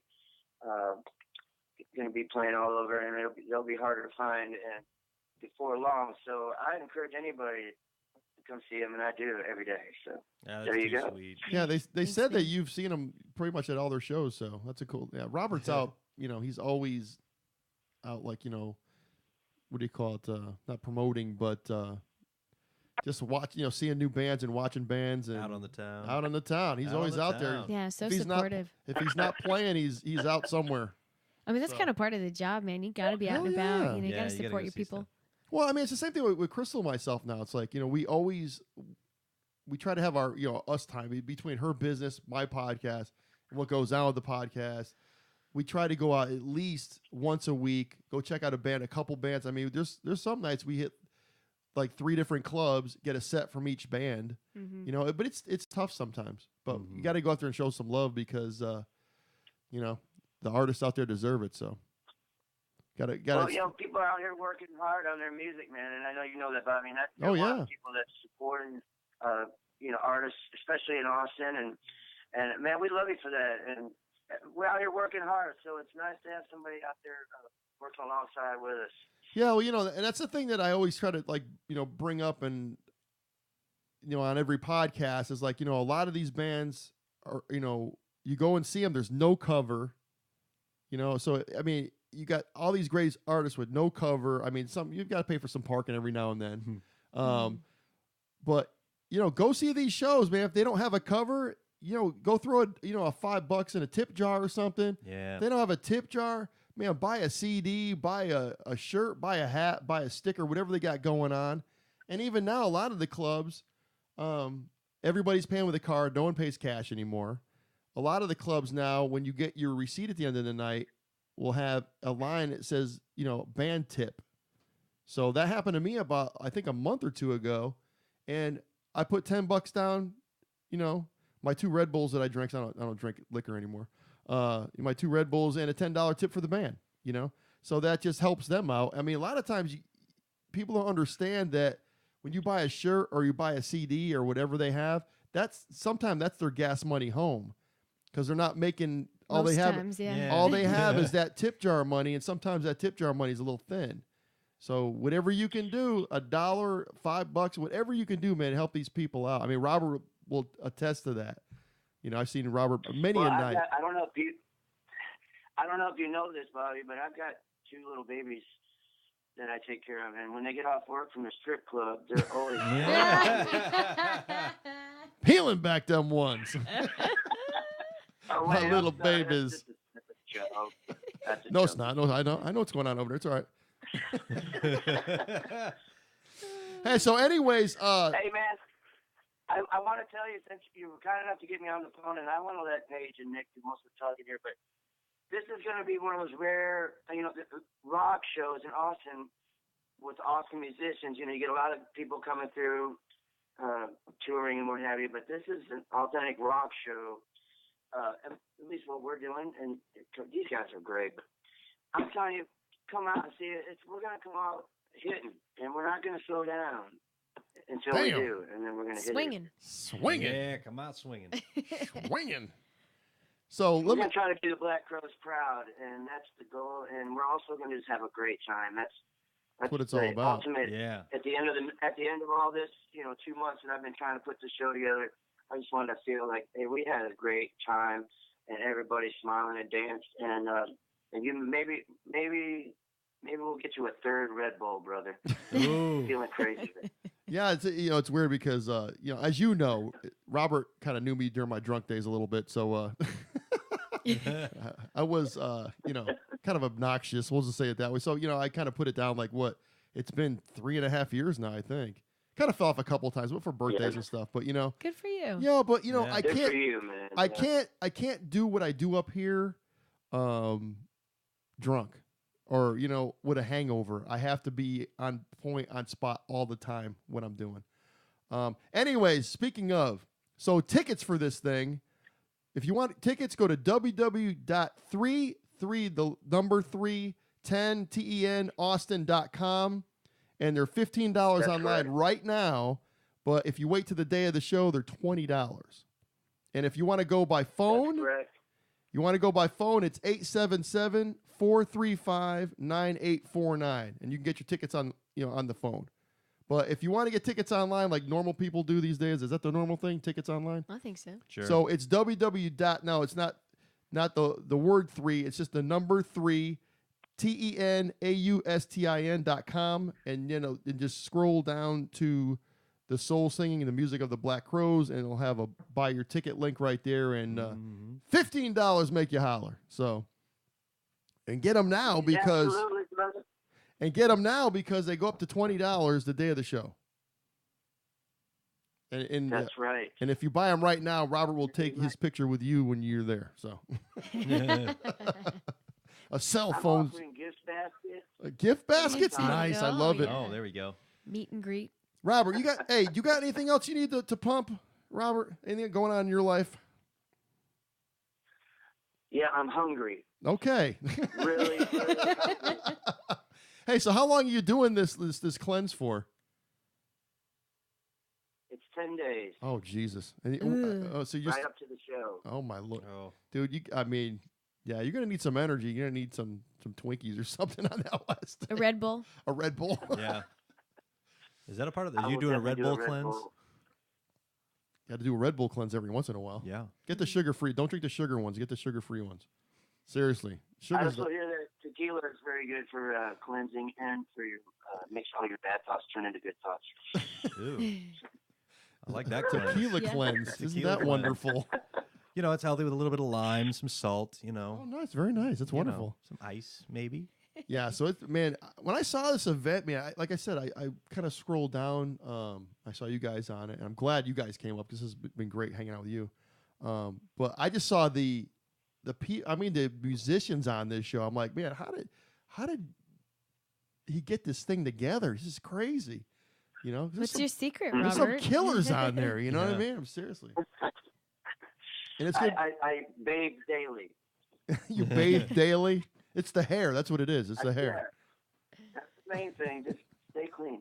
Stay clean. No, smell good. I'm very blessed, as you know, and I couldn't be more excited about the show. And I'm over the moon. So I hope to get everybody out there, man. And, you guys, God bless you. Can't wait to see the Reverent view. It's gonna be get fun. excited. What can I say? Yeah. And I guess. From what I understand, I'm going to have Xavier and Robert up here next Thursday. So that's going to be... Yes, you will. That's going to be fun. I haven't kind of hung with Xavier in a long time, so get caught up with him. And he's back in Austin now, so... Are you going to make spaghetti again? You make spaghetti for Robert? I don't know. We'll see what Crystal's got cooking that night. So, because I'm sure he'll get there. Yeah, I'll be hungry. You'll be hungry? Okay, we'll make sure we get something here. Maybe we get a pizza or something. I don't know. Will your cleanse be done by then? Oh yeah, no, your cleanse is gonna be on, No. huh? Oh shit, yeah. So tequila then? You could have tequila and limes then, right? Well, that's the problem. But I will definitely do that. By that point, you have one shot on a cleanse like that. You'll be on the floor like you passed smell out. it and you'll be you'll get totally fucking life of the buzzed. party. Oh, totally, yeah. So seriously, man, yeah. So I mean, Nick, I'm gonna have a shot with you, brother, when I see you. Yes, sir. Yeah. Yes, sir. I'm okay with that. I'll just have like a little shot of like iced tea. We'll just make believe it's Jack Daniels or There something. you go. Look, I'll have a Red Bull and vodka. Hold the vodka, There you please. go. Hey, there you go. Perfect. Wonderful. And Paige, we'll have 2 shots. Oh, Oh yeah. shit. Oh boy. This is after you play though, We'll have right? a shot of Malort, Robert. Oh, Malort. I don't know if you've ever had Malort. This is a Chicago Malort. shot. What's Oh, Malort? man. I We'll bring- love the Malort. What's Malort exactly? It's awful. It's awful. It's the worst. It's wow. wormwood. And you guys want to have a shot of this? We drank a bottle of it the other night with some friends Yeah. Why would you drink if it's horrible? because it's a rite of passage. It's like Oh, it's shit, like a one of those, Chicago huh? thing. Some people love it. It's incredibly bitter, and when you Yeah. drink it, when you drink it, you normally you do a shot and you go, oh, that's gross, and then you're over it. Right. This is like it. The taste does not leave your mouth. It like It's like coats your absinthe. mouth. It's like it's kind of extremely bitter and gross Oh, wonderful. and hilarious to put your friends through. Wow. Sounds delightful. There's like there's a BuzzFeed list of like the faces people make after taking a shot of Malort. It's great. Although I'll have to look that up. we brought a bottle to the Super Bowl party and we were like got everyone together like, all right, let's do a shot of Malort. And no one knew what it was. We just do the shot and we give it, and we're Paige is like filming and we all do this shot.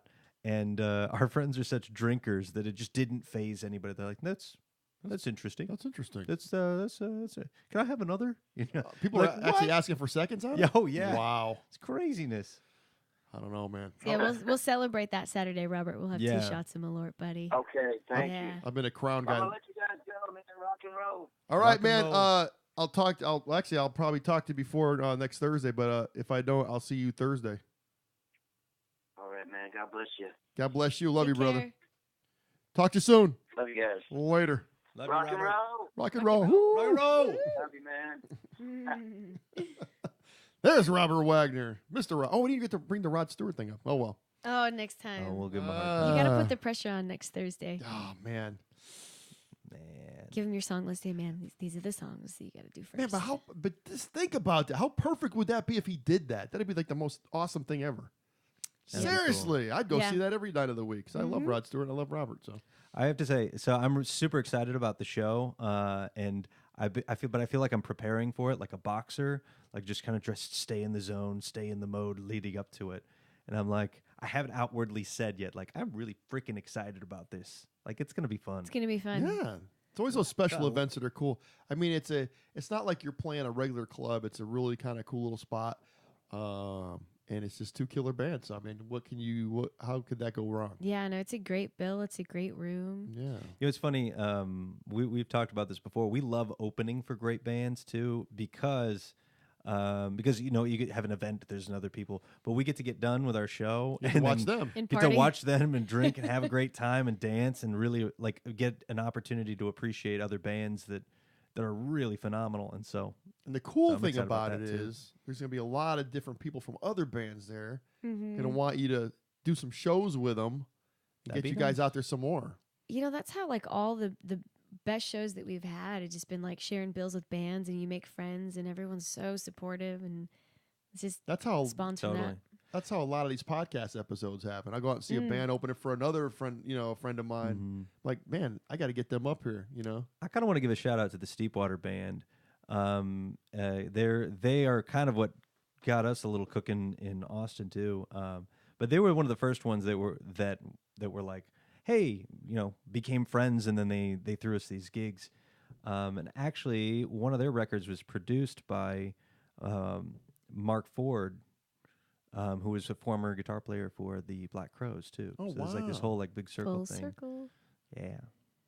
I forgot to ask him. I'm wondering are they going to run the full gamut of Black Crow stuff, or just like the first couple 3-4 records? Or I have no idea. I don't know, 'Cause- and I'm interested too because I like the Black Crowes, but I'm not familiar with the albums, so I'm like, again, no expectations. Like I'm just gonna have myself a freaking ball that night. yeah, like, because just they got a ton of killer tunes. Yeah, they But got a lot great of songs. them, of course, were the first couple 2 or 3 records, and they were super hot on fire. Yeah.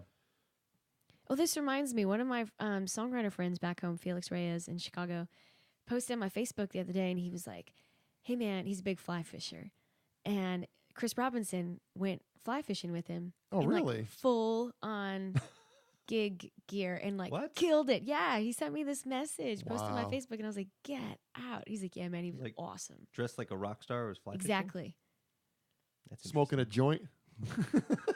Like Yeah. leather pants instead of those rubber. No, pants. Committed. He's like really. I mean, if you ever seen the Black Crows before, he's like they're like hippies. Oh yeah. yeah. Serious, but I don't think they even own a pair of like leather pants. But I remember seeing those guys just, man, probably shit 20 years ago, like 96, 97-ish. Are they Mm. still like playing? I think the Black Crows are done Yeah. because the brothers don't get along. That always seems The to Robinson happen. brothers do not get along. Yeah, They're at like all. the Kinks in that way, huh? Yeah, but the Kinks, I still kind of went. I think the Kinks are still around actually, aren't they? I think I think Their they're touring 50th anniversary tour. Are they touring? I Because I think thought they so. were. I thought Dave Dave and Ray yeah. were not. I don't know.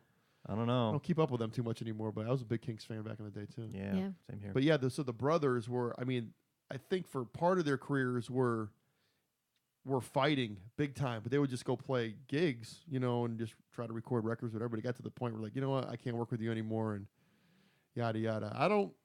I couldn't work with my siblings. I love my sisters, but I would rip their hair out. No way. Yeah, it's like They're intimate relationships, man. Like, oh yeah, yeah. yeah. You're constantly fighting and stuff. That's what it is. It's Ego gets in the way. egos. Who's the favorite Mhm. son, the favorite daughter, who's the favorite child. Me. You. I know that So then it one. won't work. Yeah. See. The youngest always is. That's why people ask me, how come you don't have like a co-host for the podcast? It's like it's all about me. That's About why. me. It's my You just show. need some Well, guy you- sitting there just laugh at everything. That was great. Well, Oh, but so the funny. main reason why I don't have somebody because I can't depend on anybody. Yeah. I can't. No, seriously. And we were talking. You remember you were talking about flaky people or whatever it Mhm. was. Yeah. Well, when I moved here, my dad told me, he goes, I know your work ethic. I know how you are. He goes, I'm going to let you in on a little secret. When you go into the Chronicle and you're looking at those ads and whatever, and you call somebody and they say that you're going to be at your house for an audition at noon, you might expect them at 1, at 2, maybe 3, or they're not going to show up at all. No phone calls, no nothing. I'm like, really? He goes, there's a lot of flakes. This is back then. Mm-hmm. Still kind of that way now. But I've had people, hey, man, you need a co-host. I'm like, oh, yeah, I'd love to have a co-host. I would love to have a co-host when, there's nights that someone cancels or whatever, someone's sick. And it just happened recently because of this flu going around. Mm. But you just can't depend on anybody, It's hard, yeah, because It's when a tough thing. when it's when it's your thing, it's like it's big part of your life. And Yeah. like I said, no one will have as much stock in the band or our projects as us because it's like what we we live and breathe it. We wake Yeah. up to it, and it's You like, guys sound like you guys are super hardcore dedicated to what you're doing, too, which is awesome. I mean, we try to be. We're not on a 10-day cleanse or anything, but Yeah. God, Robert, what are you 10-day cleanse. thinking? What is he trying to lose some weight? What is he Jeez. trying to do? It's funny because I was just saying to Nick, I was like, man, I gotta get back to the gym. I gotta like go shopping. I gotta look great for the show. Photographer's gonna be there, and gotta really get my ass back in gear. What are you going to do in 10 days? I mean, I don't know. I don't know. Do a Hey cleanse, man, I I could guess. sweat out 3 pounds in a yoga class. Do that a couple times. It's funny with me because I'm 6 foot even. I weigh 175. So if I go up a little bit, I kind of pull back. If I'm, I call it my fighting weight. You see me on Facebook. I reach Yeah. reach fighting weight 175. Check. I always put that in. It's just But for me, it's like my secret is this is gonna sound crazy, and I know a lot of people are. What the fuck are you doing to yourself? Ice cream. No, well that's a part of it. I eat like 1 meal a day. I'm the same way. I'm either hungry or I'm not. Yeah, because my job, I'm moving around constantly. So, man, Mhm. breakfast weighs me down, lunch weighs me down. Mhm. Makes me I- tired. Yeah, so I got to be going all the time. Plus, I drink this pre-workout stuff, which is filled with caffeine. It's got a testosterone booster and all sorts of shit, all sorts of good stuff for you. Ooh. I could just And, drink coffee all day. I'm on the coffee Yeah. diet. I drink coffee all day today. I'm like a goldfish. If I see food, I will eat it until I'm it's the gone. same way, but it's like I will got to just watch eat it out. all. Yeah. Yeah. I'll just eat it all. And if there's no food, I'm fine. Yeah. But then if there's food, I will eat it until I explode. So I got to ask you the question, and we were talking about this because you get hit with the same question all the time. Uh-huh. Uh-oh. What are you guys listening to these days? I'm so glad you asked. Really? Like I Oh, have. oh, I have let me ask you, what's your favorite singer? No. oh, my Just kidding. mother. Well, no, like I was telling you, the reason I ask is because I get turned on to so many cool bands because, you kind of like live in a box, And sometimes you don't want to go out of the box. You're just stuck listening to your favorite artists all the time. I could listen to Bowie 24/7. I really could. But, you know, I'm like kind of going like, what else is out there? Yeah. Yeah, because you have all these great musicians coming up here, great bands, and they're different genres. I've had rap bands up here. I've had country artists up here. I've had hardcore thrash metal guys up here. I've had rockabilly bands up here. And they all have different vibes about what they listen to and turn me on some great stuff, you know? Yeah. I have a couple of, I just discovered Eddie Hinton. Oh, yeah. I bought his album, what is it called? Dear Y'all? Maybe that's one of the songs on it. I don't know. It's just like, I ordered it from Japan. I was so excited. So I've been listening to that nonstop. And then I got into this old soul singer, James Carr. And then I got Brandy Carlisle's one of my favorite singer-songwriters. So she's got a new album coming out in a couple of days. Wow. And then I just discovered this other band. I was on YouTube today, and I love this singer-songwriter from Wisconsin, Corey Chisel, and he's doing this trio thing with a couple of guys from like DeChausse and stuff, and really silly songs, something totally out of my wheelhouse. And I just love the songwriting. I love it when people are really committed to the music, but they don't take themselves too seriously. Yeah, Like, I could not stop smiling watching these guys. These songs are fucking ridiculous. Like me with this. Yeah. This isn't your normal podcast, trust It's like me. if you're not having fun, you're not doing it right. Yeah. I'm trying to think if there's anything else that I've heard recently that I'm like, people need to know. The new Wood Brothers album is great. Yeah, the Wood Brothers. Wow. Cannot sing their praises anymore. I don't know. What about you? I've been listening to a lot of Little Feat. Really? A ton of Little Feat. Wow. It just kind of like bit me recently. And Don't bogart that joint. Oh, man. There's Don't bogart that joint. Those the second and third albums. Like when I get into an artist, like I get into an album, I want to know like that experience, that time, and their headspace and all that. Yeah, a lot of Little Feat, and then a lot of Tom Waits. I mean, I could just never get enough of Tom Waits. He's just one of my favorites. And that could be anywhere in his span of his career, because like they're like piano bar drunken stuff to people kind of like weird things, and people got a weird opinion about him because he's a weird cat, got a weird voice. You know, it's a great voice, but it's like you're wondering the day when his voice is just gonna go, because it's so raspy and so gritty, and you know he's an acquired taste. Oh, he totally is. Yeah. I know people that just hate him. I mean, to the point where they can't stand him. It's like, what? He listen to this shit. It's terrible. Well, I think it depends on what album you get into first. Because like if you dive right into like Real Gone, you're gonna be like, well, what is happening? But if you start with like Heart of Saturday Night, you'd be like, his trajectory makes more sense. Right. There's actually a website called the Tom Waits Map, and it's a map of the world with all the places that Tom references in his songs. It's just like fascinating, like just a map with all the songs. And I never realized how many places, different cities, towns, areas that he references. It's like just a website, and that's the whole thing, is a map of Tom Waits. There's Austin in there somewhere too. Wouldn't doubt it. Peoria's in there. Oh, your hometown, yeah. His Storytellers episode is great. Is it? We watched his and Bowie's in like the same week, and it was just like, again, another like artist that's just so committed. Oh yeah. To every word, and just like some of his interviews that he's done, like on late night TV stuff. He's just like, he's such a character. Like if I could have dinner with him, he'd be like one of my top 10 people to like sit and have dinner with. Cool. Totally. You know who else I've been listening to lately is Company of Thieves. Oh yeah. I haven't heard it. I've heard of them. They're great. Oh, they're so great. They just played at the Moody, and Mark is the guitar player, and we met him in Chicago, and he was doing some other projects as well, and so he invited us out to the show. We get to see the show and all that. And they're just an incredible band. Great songs, great energy. Mark's guitar playing is so thoughtful.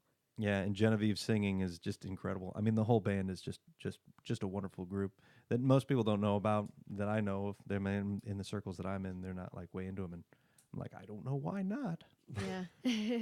There's like, especially with this town, there's just so much here. There's so many people. So I mean, so many great artists. So many different genres. Yeah. It's like you're so spoiled.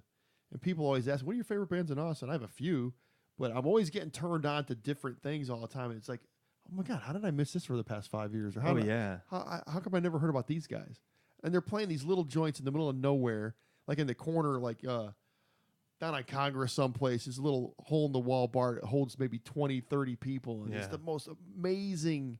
I saw one dude down there. I don't know his name, but he was like a one-man band kind of thing. He played over at, oh, Christ. What's the name of that? Not Antone's, but I'll think of it. It's over on Congress. Continental Club? Yeah, it was exactly the Continental Club. Thank you. I got you, brother. There was a great restaurant right across the street. It was Mexican place. Fantastic food. Anyways, we went over there just kind of walking down the street. He's like a one-man band. The guy played drums, like I think bass and keyboards all at the same time, and he was really good and sang. At the Continental? Yeah, he was just there. How long ago was this? Oh, maybe it was probably more like a year ago. Oh, okay. But it was like I'm like going, what the fuck? It was just, it's wild. But he was real. But he had the drum kit all mic'd up. Everything was mic'd. He had a little gorilla amp for his guitar or whatever, or his bass, whatever he was doing. Yeah. I'm like going, my God, it's just like you never know where you're gonna find something. Even like the street musicians. Yeah, the buskers are not terrible. I saw this one dude down there one time. It was like one of the only times on 6th Street that I've been. This is going back a few years, but he was really into reggae, but he had one of the, I don't even know what they call it, the percussion instrument, but it's like it's a mallet thing, but each like little space at the top. Oh, like a steel drum. Like a steel drum. And this dude was killing it just on the corner with a bucket, a money bucket, a tip bucket. And he's like one of these guys that should be like down in Jamaica, like with, Ziggy Marley or some shit. He was that good. He was really good. I sat there and watched him for like an hour. I wonder if it was the guy that played for that Creative Mornings event. There's a guy that played steel drum. Because, I mean, how many of those guys could be around? Awesome. The guy was, like, incredible. Oh, yeah. Yeah. Like he was jazz really good. steel drum, too. Like, he was really... I don't know if it's the same guy. I don't know. It's just, like, there's so many impressions on that thing. It's like, how do you have a point of reference? Like, there's no fret. There's no, like... It just seems just so an area, like abstract to me. I think there's like, I'm going to say there's 12 different areas on it. Yeah. For notes and stuff. I'm there's guessing I don't know there are much like about little the instrument. spots. Yeah, they're little you spots. See it, maybe you're like, oh, I hit there. Maybe little 5 or 6 inch diameters, but it's this big thing. Yeah. And it was like so just cool. mesmerizing watching them. But you see all sorts of crazy stuff down there all the time. All the time. There's so many good bands. It's almost overwhelming, especially when you first move to town and everyone's like, you got to see so and so on a Monday night here, and on Tuesday night here, you got to go here. I was also thinking of a couple more local bands that one of our favorite bands, we met them in Illinois. We used to tour with them up there. And they're getting ready to call it quits soon, but Uncle Lucius. One of our favorite bands. Some of the best songwriting, just great people. Wow. Our friends Beetroot Revival. They're from Europe and they live here in Austin now, and they tour with Brian Wilson and Brian Setzer and That's doing a good gig really right there. good stuff. Yeah. Who else locally? So for the, I always ask this question. People are going to throw shit at me when I ask it. So because everybody's so anti-South by, a lot of Austin artists. You guys doing anything for South by this year? You know what? Someone hit us up with something the other day, but we haven't really put a whole lot of stock in it. We did the last couple of years, and it was such a runaround. We didn't make any money. We had to pay guys out of pocket. And it was, And it was more just an excuse to get together with bandmates and drink. Yeah, and most of the time, like for South by for locals, it's like bragging rights that you played a lot during South by. And if you're from around here, you can get any number of gigs. You can be as busy as you want to be, but like you don't really stand to benefit a whole lot, Yeah, the festival's totally changed from what it was when it started. Yeah, we moved here 4 years ago, so like even in that amount of time, we're like, yeah, whatever, South by. Yeah, we're jaded already. But that's the thing. People move here, and they think Austin's like that all the time. So that's when you see that influx of people moving to Austin after that whole thing. And then you get people saying, you can visit, but don't move here, or whatever the phrase is, So, yeah, when we first moved to town, we were like nervous about telling people where we were from, but they were welcoming. Then you find out nobody's from here, and you're like, how mad can you be? You moved, I'll tell you moved what, here too, Out of the 100 and some odd episodes I've done on this, I'm going to say, this is going out on a limb, 85% of the people aren't even from here. Mm-hmm. You have bands that are based in Austin. Oh, you're from Florida. You're from Oklahoma. You're from New York. Yeah. You're from New Jersey. I mean, there's bands like that. They just meet down here. I mean, they don't form in their towns. They just come here as musicians, and they form bands with people that live here from different, Yeah. Yeah. You very rarely meet people that are from, like, born and bred from Austin. You do. There's a very couple. rarely. There's a couple. Oh yeah, I'm sure there's a ton of them here, but I mean, you very rarely meet them. Yeah. The old timers you meet. Yeah. The old guys that hanging out at Antone's or the Continental or those kind of guys. Yeah, Our friend Dave Scher. Dave Scher, Austinite, one of the best guitar player. players in town. Like Dave Scher. Are you familiar with Dave? I've heard of him. Yeah, Yeah, He's great. incredible. I'll tell you what. There's so many damn killer players in the town. Yeah. It's just you could just. So many. I'm gonna say I hate to use the word the phrase a dime a dozen because it's like downplaying them. But every time I see a guitar player, I'm like, man, that guy's like the greatest guitar player I've ever seen in this town. And the next week, well, this guy's better than the guy I saw last week. And then it just it's just crazy. Yeah. Yeah. You know what's crazy too is like you move to town and everybody is welcoming. Everyone is like willing to share. Like, oh, you moved to town and you play. Oh, you should try to get a gig here. Yeah. Call this person. Like it's so like people talk about the music industry being cutthroat. We have not experienced that That's a guitar in the player thing. least. Yeah, I mean It sometimes you'll get like the guitar player standing in the back with his arm folded, frowning. I've been that guy before. I'll tell you, drummers. I find not that gonna lie. drummers the most sharing people when it comes to like tips on playing and gear and all that kind of stuff. yeah. When it comes to guitar players, they're tight-lipped about everything. They don't want to let you sit in with their band. They don't want to tell you what kind of gear they're using. They don't want to show you their settings on their units on the floor. They don't want to show you They anything. don't want to give away their secrets. Yeah. Yeah. 'Cause it's a cutthroat thing, Wait. Drummers are just different breed. So Billy Slater told me that you made That's a right. drum kit or Oh, something. it's out there. I'll show it to you. Oh. Yeah, I used to build drums. Oh, I cool. played for a lot of years, and all the kits that I had, I was always like a big Alex Van Halen guy, and Alex always had his kits. Huge. Well, yeah, huge, but make a very long story short on that, he would order all the parts from Ludwig, the drum company, and they would just ship him stuff, and he would just drill and build his own kits. Oh, I didn't know that. But slap yeah, but now it's a different story. But so I was always all the stuff that I wanted I could never find because it was all this outlandish shit, 3 foot long bass drums and all sorts of crazy stuff like that. I used to order stuff and build them.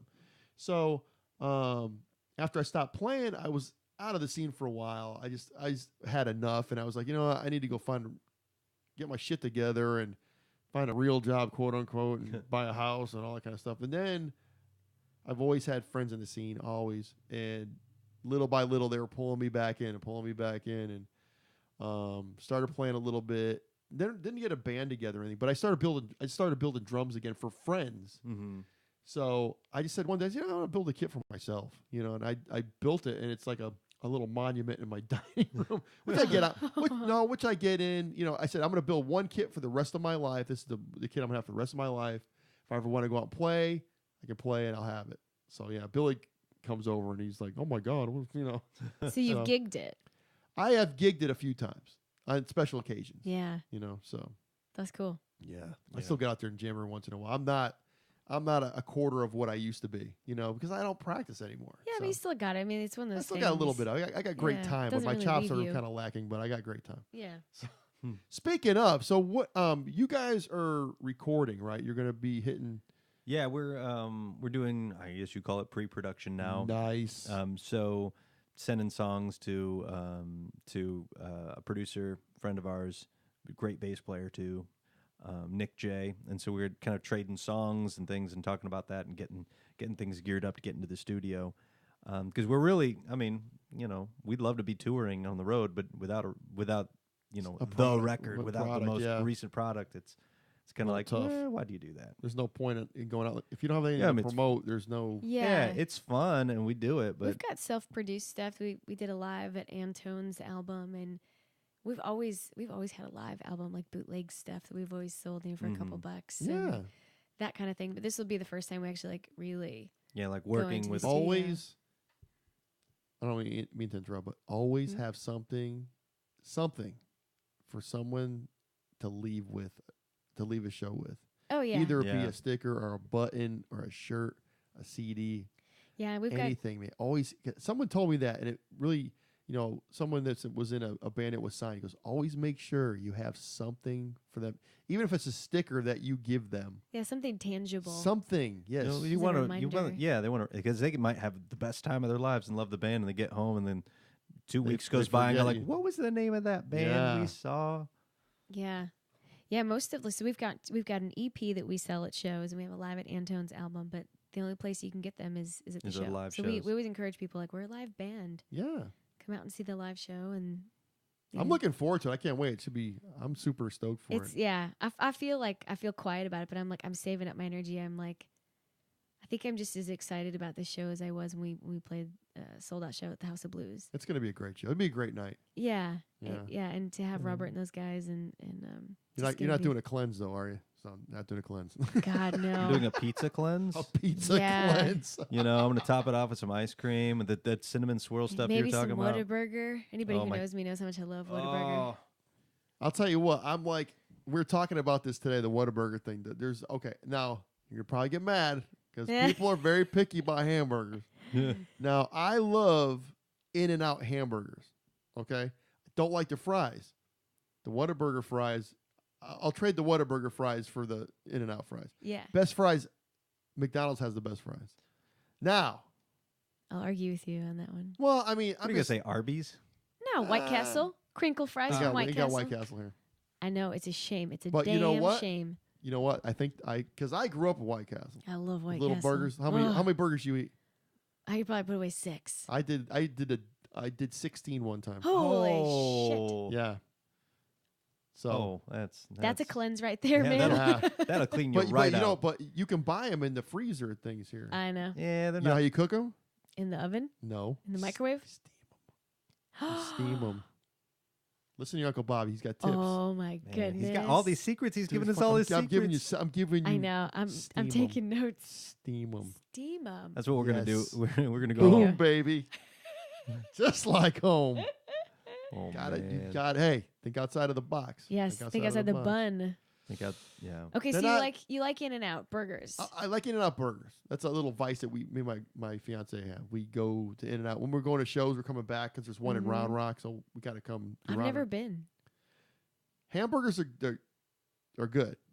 I like Whataburger. I'll do it. I'm not like super, happy about it. I go to Whataburger because I like the sauces. I get the chicken every time, and I get gravy, jalapeno ranch, honey barbecue, and man, extra spicy ketchup. All of those every time. She gets very irate if they don't give her all of them. But there's a lot. But there's a lot of burger joints. I just hit a few. I mean, there's like these little. There's actually a place, a venue called Hardtails. You probably have heard of it. It's like a biker bar. Mm-hmm. They make delicious hamburgers. Casino El Camino. El Camino is awesome. Yeah, that'll light your ass on fire. Yeah, I'm a hot guy. I love hot stuff. Yeah, so I'm a hot. Yeah, I'm a hot guy. I'm a hot guy. I love it. I use coconut oil. I grow Carolina Reapers. You know those peppers? I grow those. So. I've never heard of those. Oh, you never heard the hottest pepper on the planet right now? Really? Hotter than the ghost pepper. No kidding. Yeah. So you make hot sauces or anything? Yeah, I got some hot sauce. You want some? Yeah. I'll give you some. Oh, I'll hook you up on the way out. That would. That's a cleanse right there, too. If I could be so bold as to say yes, please. No, you really don't need much. I put it in these little glass jars. I just made a batch. Wow. I'll give you a couple. Yeah. Delicious. Cool. It's kind of hot, though. Let you know, it hits you right away. I'm looking forward to it. Okay, all right. Whatever we're having for dinner, it's going on it. Boom! He's gonna cry. Oh, it's gonna be delicious. Oh, it's gonna be awesome. Yes, sir. Anyways, and I gotta shout out to my boy Paul Renna. We were talking about him before. He's got a new album dropping on March 17th. It's called Valley of the Moon. And the first single off of it, which I think is out right now, it's called Nickel and Dimes. He's a great. I think he recorded it over at Omar Vallejo. Mm-hmm. Oh, yeah. Nice. Over there. That's a great spot. We're at 512 Studios. Uh-huh. Yes, sir. And anyway, so Valley of the Moon's coming out on March 17th. Go pick it up. It's going to be probably, I think he's just doing a digital release. So it's going to be iTunes and all that fun stuff. So nice. Yeah, we'll have to look for that. Yeah, he's great. He's great. Great guy. I mean, another killer, Another one. He's a killer. I mean, it's like I don't know. It's like Austin just. I don't know if it's something in the water or something. I don't know what happens. I always hear these like older guys talk about like all the good old days, but I really feel like there's some really good stuff happening in Austin right now. People are There's gonna look back. something. And I mentioned it last podcast. There's something about this year. Everybody's like really kind of putting their best efforts forth, and that's so true. Speaking of, with me up here, I'm going to announce it tonight. This is going to be the last podcast with this setup. We got a brand new smoking system coming up for starting next podcast, but we're going to be streaming live on Twitch. So we'll be streaming live audio, video on Twitch, YouTube, and Facebook Live. Slowly but surely, we're going to be doing, with the new setup, Skype interviews. So that'll be all, you'll be able to see that live. That's exciting Skype stuff. interviews. We're also going to be doing, I don't know if I should let this one out of the bag, because I'm super fucking excited about it. Do it. Do it. Talking to a few bands about it, but we're going to do, I'm going to be up here, but they're going to be somewhere else, going to beam it in, either a show or in their rehearsal space or in their studio. Going to interview them over. Yeah. It's going to be like sort of like a Skype thing. The CobraCast 2.0 is going to be really cool. A lot of interactive shit happening. With the new setup, with the new technology that we have, it's going to be great. Anyways, we're going to be streaming in 1080p and maybe some 4K stuff. So wow. So yeah, That's we're going awesome. fucking balls deep on this one. I'll tell you what. I am fucking so fucking super stoked. I can't tell you. And we get the old crap. Great. No, I'm just kidding. It's really funny because I don't know if you know Dave Pruitt. He does Dave TV, and he used to do a show called Capsize. He's a guy, you'll see him taking pictures at everybody's show, but he does a cable access show. It's called Dave TV. He's been around in this scene for 30 plus years. Good pal of mine. I've been putting the CobraCast 2.0 stuff up because I'm getting people pumped, ready for it, Yeah. Mm-hmm. It's going to be happening about another month from now. And he said, he goes, what's wrong with 1.0, man? 1.0 kicks ass. Yeah. I'm like, but we have the technology. Sure. I want to expand it out. I want to do some more things. I want to go where no fucking podcast has gone before. I mean, this is killer as it is, but now you're getting me all pumped up. I'm excited to see what's going to happen from here. And I mean, which is going to be cool. I mean, if you're at your rehearsal space and we can like pipe you in through your laptop or whatever with a camera. Yeah. We'll interview you over the thing, and you guys can play some songs, Would full you like band, interviews whatever. over the toilet, anything. Yeah, we're gonna go deep with it, and but it's just right now we're kind of working, getting the new system put up. Man, that's exciting. Yeah, and it's gonna be really cool. I'm super pumped and stoked for it, and so we'll see what happens. Yeah, that's awesome. I think you're totally right about this year as being like the year that everything feels like it's gearing up. Everyone's projects are starting to cook, and everybody's thing is starting to get more vibrant.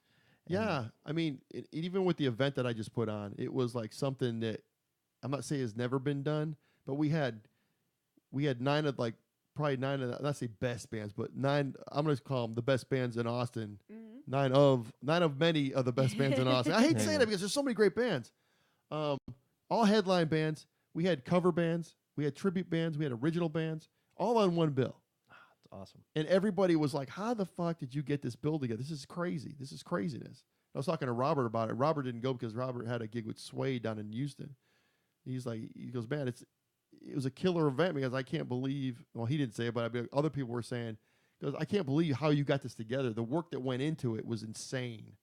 It's hard to get that many musicians to show up to the same spot on time. Let me tell you something.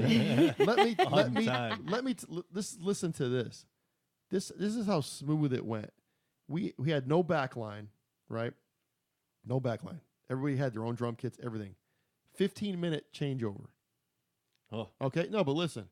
There was bands where they knew that we were running behind, cut their set short 5 minutes so we could get back up on time. Didn't even have to ask them. They were just everybody. It just flowed like butter the whole day. Man. I mean, when you're like professional butter. like that, it's like. And it was like everybody was so positive. Everybody was so cool because they know what I'm trying to do. Because this year we're doing 2 days. We're doing a Saturday and a Sunday next year. And we're looking for sponsors. I mean, I'm going big sponsors. I'm not going with some, what do you call it? Joe's Muffler and Tire Shop. We're going Tito's vodka. I'm going deep. Yeah. Anyways, but we want to make it a yearly event where we have the best of everything, So we'll see what happens. Awesome. Yeah. So we're just. It's like I want to do an event the way I want to do it. Those kind of events that if I did an event, I'd do it this way.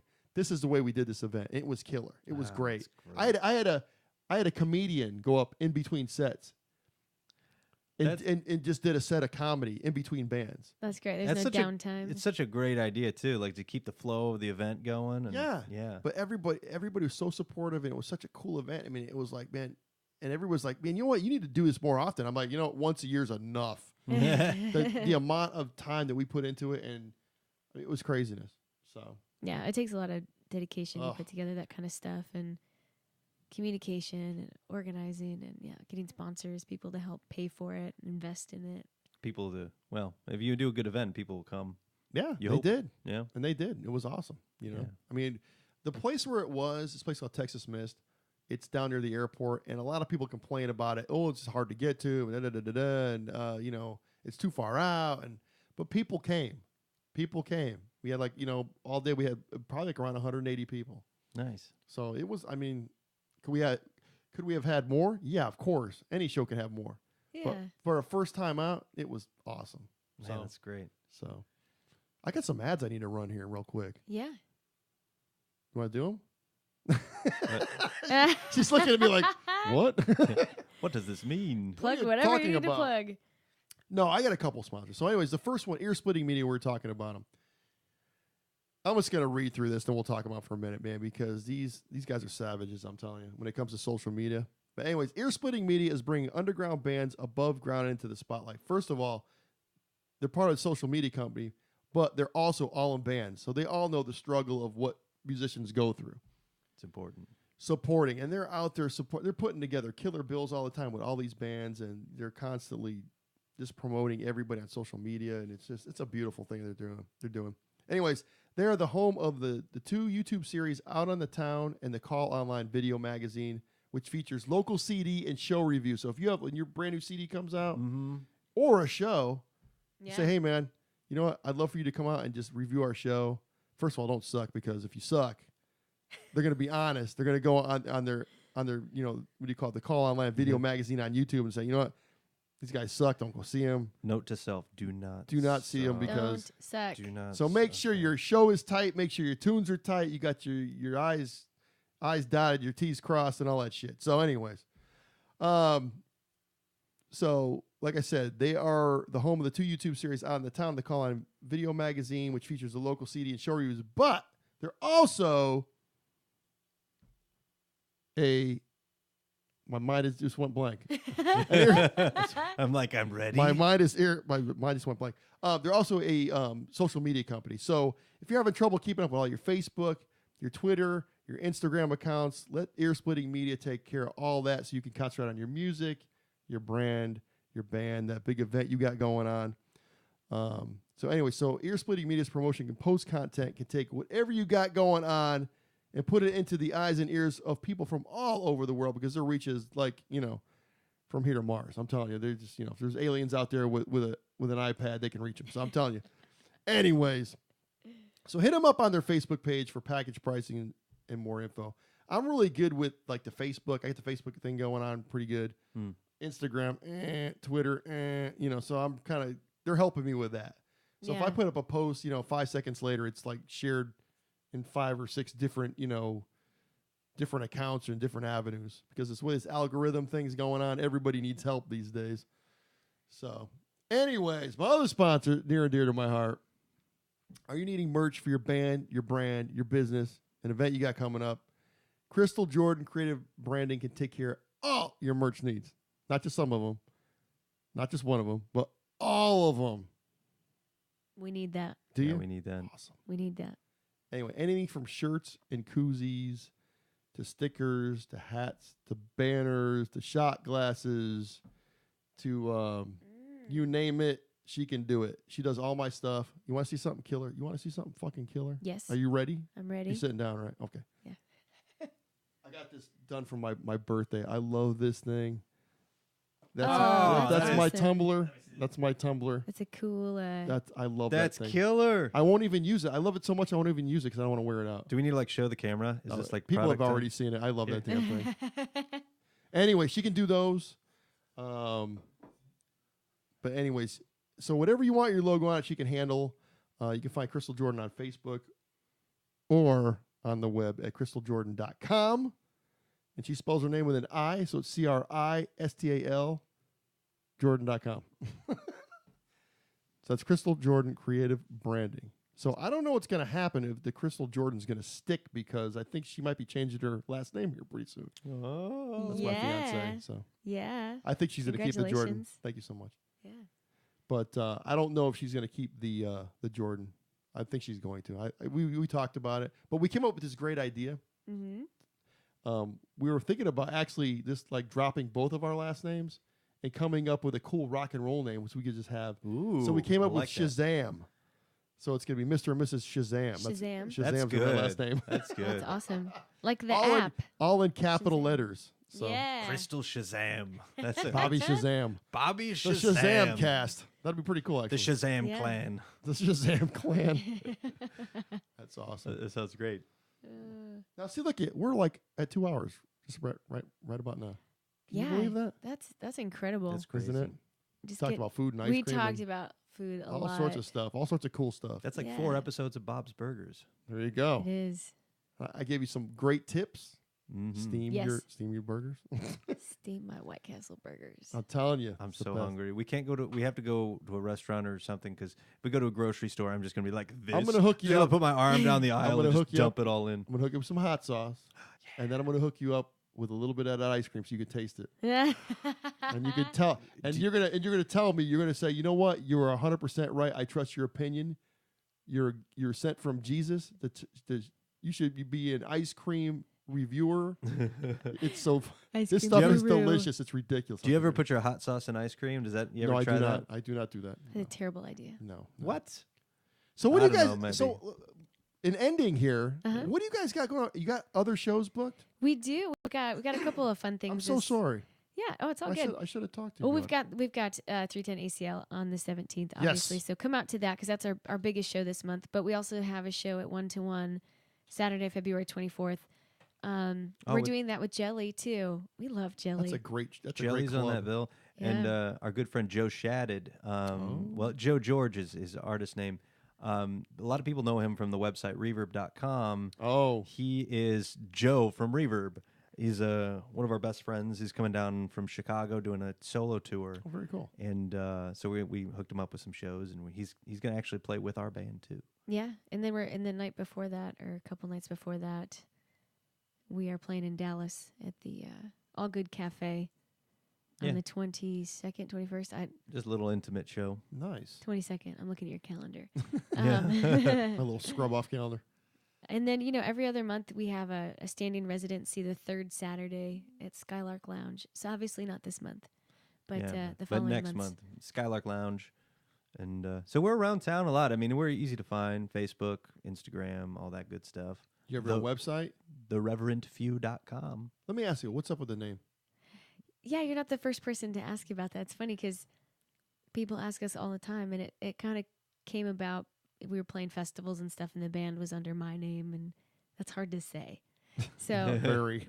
so we brainstormed a bunch of ideas, and our old drummer Rob Gould came up with the Reverent Few, and I feel like we're finally kind of growing into the name. We both kind of have different feels about the name. I mean, Well, I think it all rounds off to the same thing.